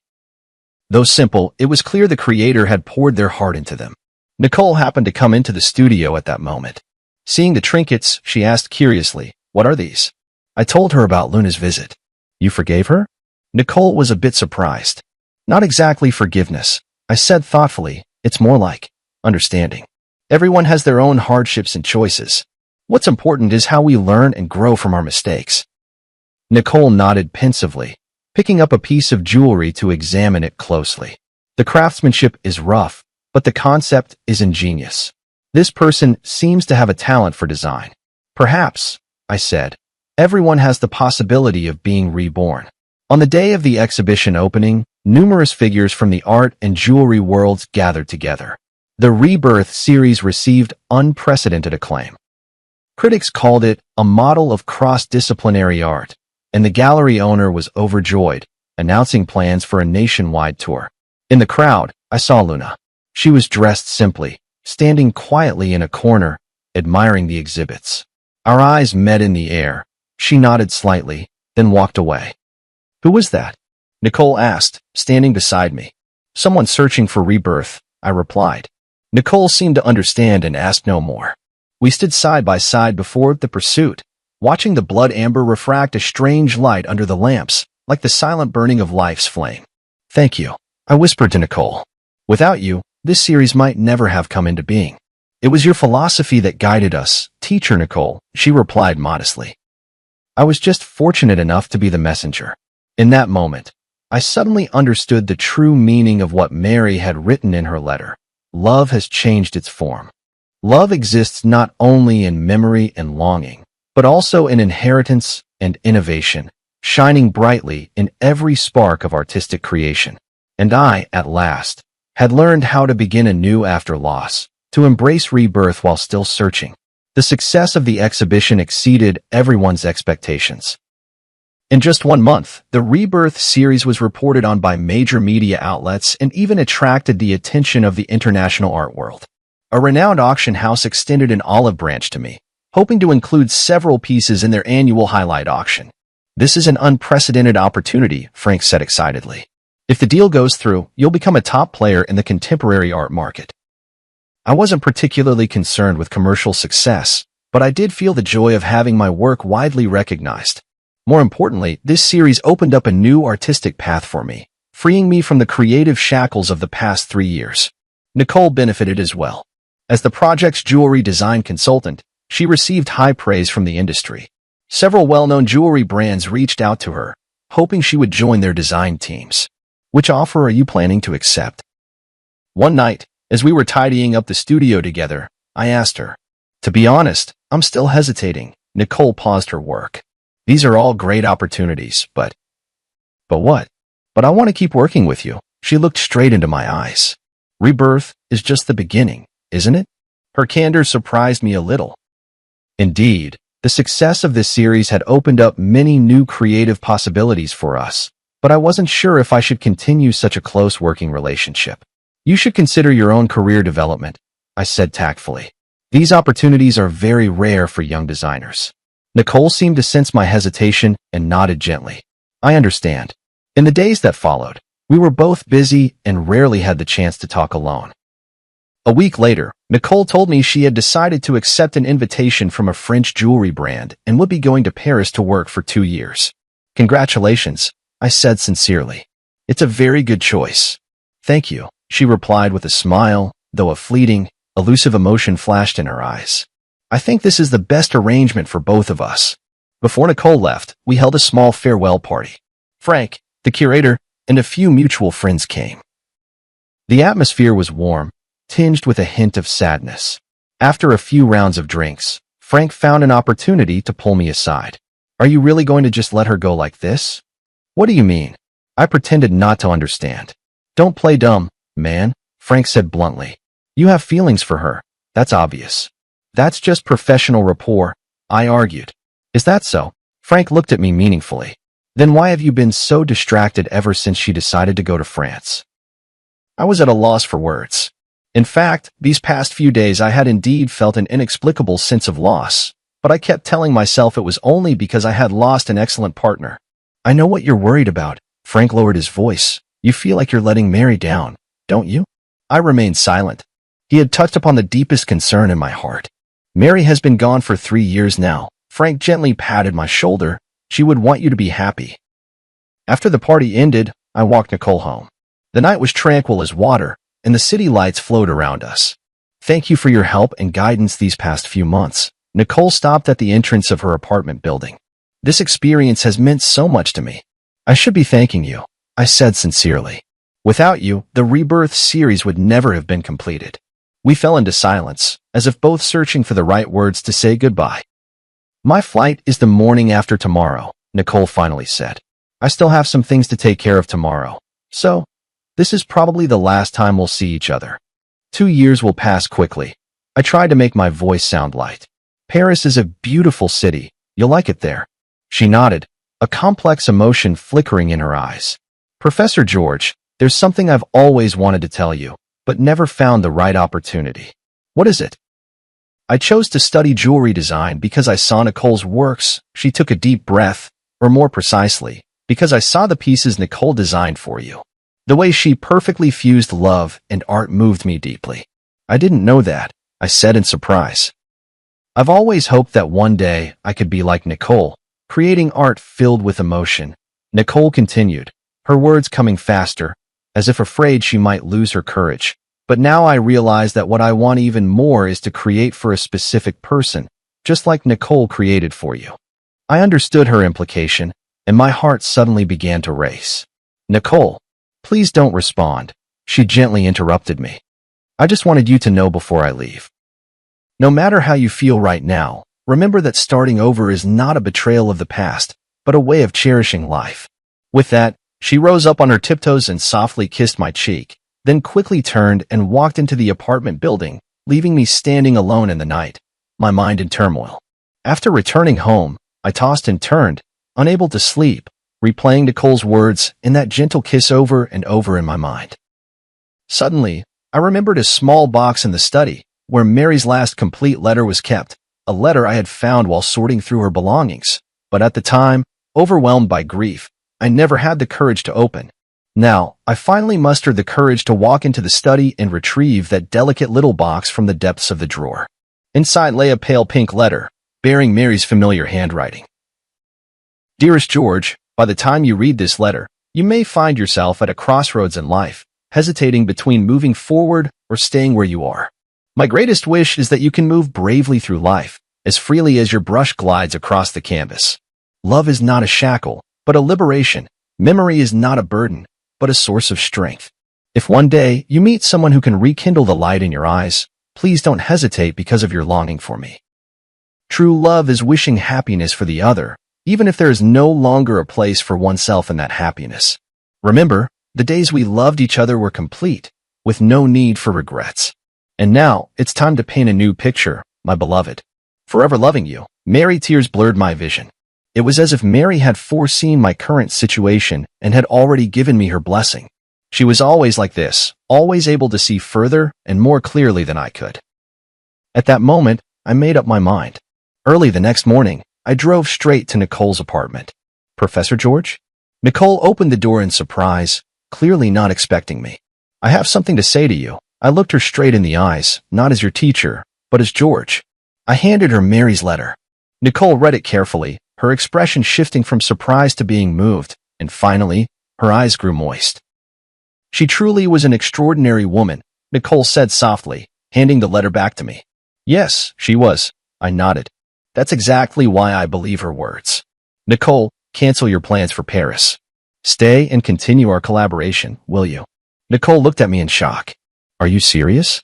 I've never been more serious, I said quietly. Rebirth is not just the name of an artwork, it's a possibility in life. Are you willing to explore that possibility with me? Her answer was a firm embrace, warm and real, like the first ray of sunlight after a long winter. In that moment, I felt as if Mary was somewhere, smiling down on us, blessing this new beginning. Life is like that blood amber, enduring countless ages of change and sedimentation, ultimately transforming into an eternal radiance. And I, at last, understood what true pursuit is, what true rebirth means. A year later, Nicole and I unveiled our second joint project, Interwoven, at the National Art Museum. This series was even bolder and more innovative than Rebirth, blending Eastern and Western aesthetics with various art forms. Critics hailed it as a significant breakthrough in contemporary art. At the opening ceremony, Nicole held my arm as we faced the media interviews and congratulations from the audience together. She wore a simple white dress, and around her neck was the Eye of Rebirth necklace we designed together, She completed the jewelry part based on my painting. Your collaboration seems even more in sync than your last project, a reporter asked with a suggestive smile. Nicole glanced at me, and we exchanged a smile. Yes, both in art and in life, we found the perfect balance. This indirect answer drew a round of good-natured laughter from the reporters present. My relationship with Nicole was no longer a secret, but we always kept a low profile, letting the public's attention remain focused on our artistic creations. After the exhibition, we drove out to a small hill in the countryside. There stood an ancient oak tree, beneath which Mary's ashes were laid to rest. This was the place we chose, rather than a traditional cemetery, natural, peaceful, just like Mary herself. Mary, the exhibition was a great success today, I said softly to the stone beneath the tree. Nicole's designs were admired by everyone, just as you once predicted. Nicole crouched down and placed a bouquet of white daisies in front of the stone. Teacher Nicole, I've been working hard to become the kind of designer you hoped I would be. I hope you can be proud of me. A gentle breeze stirred, and the oak's leaves rustled softly, as if it were Mary's reply. On the way back, Nicole suddenly said, I've been thinking about something. What is it? If that woman who pretended to be Ms. Nicole hadn't appeared, you might never have found the blood amber, never created the pursuit, and we might never have met. Her words made me fall into deep thought. Indeed, it was the series of events triggered by that deception that ultimately led to everything now. It feels as if, in the unseen, some force has been orchestrating it all. Perhaps that's the irony of fate, I said softly. Sometimes, the worst beginnings can lead us to the best endings. When I returned home, I received an unexpected package. Upon opening it, I found a delicate little box containing a handmade ring. Though simple, the craftsmanship had improved greatly compared to the pieces I had seen before. There was a note attached. Mr. George, thank you for your kindness and understanding a year ago, which gave me the courage to start over. Now I have found a job at a small jewelry shop, and my life is gradually getting back on track. This ring represents my gratitude, and I wish you happiness and well-being on your new path. Luna, I handed the ring to Nicole. After examining it carefully, she remarked, her skills have improved a lot. She truly is talent. Some mistakes in life shouldn't become permanent scars, I sighed. Everyone deserves a second chance. That night, we sat in the studio, discussing ideas for the next series. Nicole suddenly proposed a bold idea. I was thinking, maybe we could try connecting the different stages of our work to create a complete narrative. From eternity to quest, then to rebirth, and intertwined, they're actually different phases in a person's life journey. You mean? A complete story about loss, searching, rebirth, and integration, she explained excitedly, ultimately asking what is the most precious treasure in life. Love. I finished her sentence, no matter what form it takes. Nicole nodded, her eyes sparkling with creative fire. We could call it the forms of love, an unprecedented artistic exploration. Sounds like a long-term, ambitious project. We have time, she smiled, holding my hand. We have so much time. In that moment, I felt a powerful surge of creative inspiration, just like when I first began my artistic career years ago, filled with passion and possibility. But this time, I was not facing the blank canvas alone. 2 years later, the Forms of Love series was exhibited simultaneously in the world's 5 greatest art museums, causing an unprecedented sensation. Critics called it a milestone in contemporary art history, blending painting, sculpture, jewelry design, and other art forms to create an entirely new artistic language. The final piece of the exhibition was titled Eternal Ring, a massive circular canvas depicting every form of love in life, familial, platonic, romantic, and the love for art itself. The edge of the canvas was inlaid with gemstones of various sizes, and under certain lighting, these gems would cast light onto specific parts of the canvas, revealing another hidden layer of patterns. The centerpiece of this work is a massive blood amber. Through intricate optical design, the light it projects perfectly outlines 2 embracing figures. One is Mary, the other is Nicole, symbolizing the intersection of past and present, the fusion of memory and rebirth. On the closing day of the exhibition, in front of the Eternal Ring, I knelt on one knee and proposed to Nicole. The ring was crafted from the very blood amber Mary had once prepared for me, designed by my own hand and fashioned by the finest jeweler. This ring carries the memories of the past and the hopes for the future, I whispered softly. Nicole, will you be the eternal ring in my life? Her tears sparkled under the spotlight. I will. Amidst the cheers, I remembered what Mary once said, love does not disappear, it merely changes its form. Yes, love does not disappear. It exists in memories, in art, in every rebirth and new beginning. It traverses time and crosses space, like that blood amber which, after millions of years, still shines, forever retaining the original warmth and brilliance of life. This is the answer I have been searching for all along. Between loss and gain, between seeking and rebirth, love remains constant, only appearing in different forms along the journey of life. And all we need to do is bravely accept this gift, no matter how it comes to us. On the day of the wedding, the sky was a clear, washed blue. Beneath the ancient oak tree that had watched over Mary, we exchanged our vows. A gentle breeze stirred, making the leaves whisper as if blessings were drifting in from another world. No matter when or where, Nicole said softly, we'll always remember that it was she who brought us together. Yes, I squeezed her hand, and we will always cherish this gift. In the brilliant sunlight, the blood amber ring gleamed, radiant as life itself, enduring the passage of time, yet still shining bright.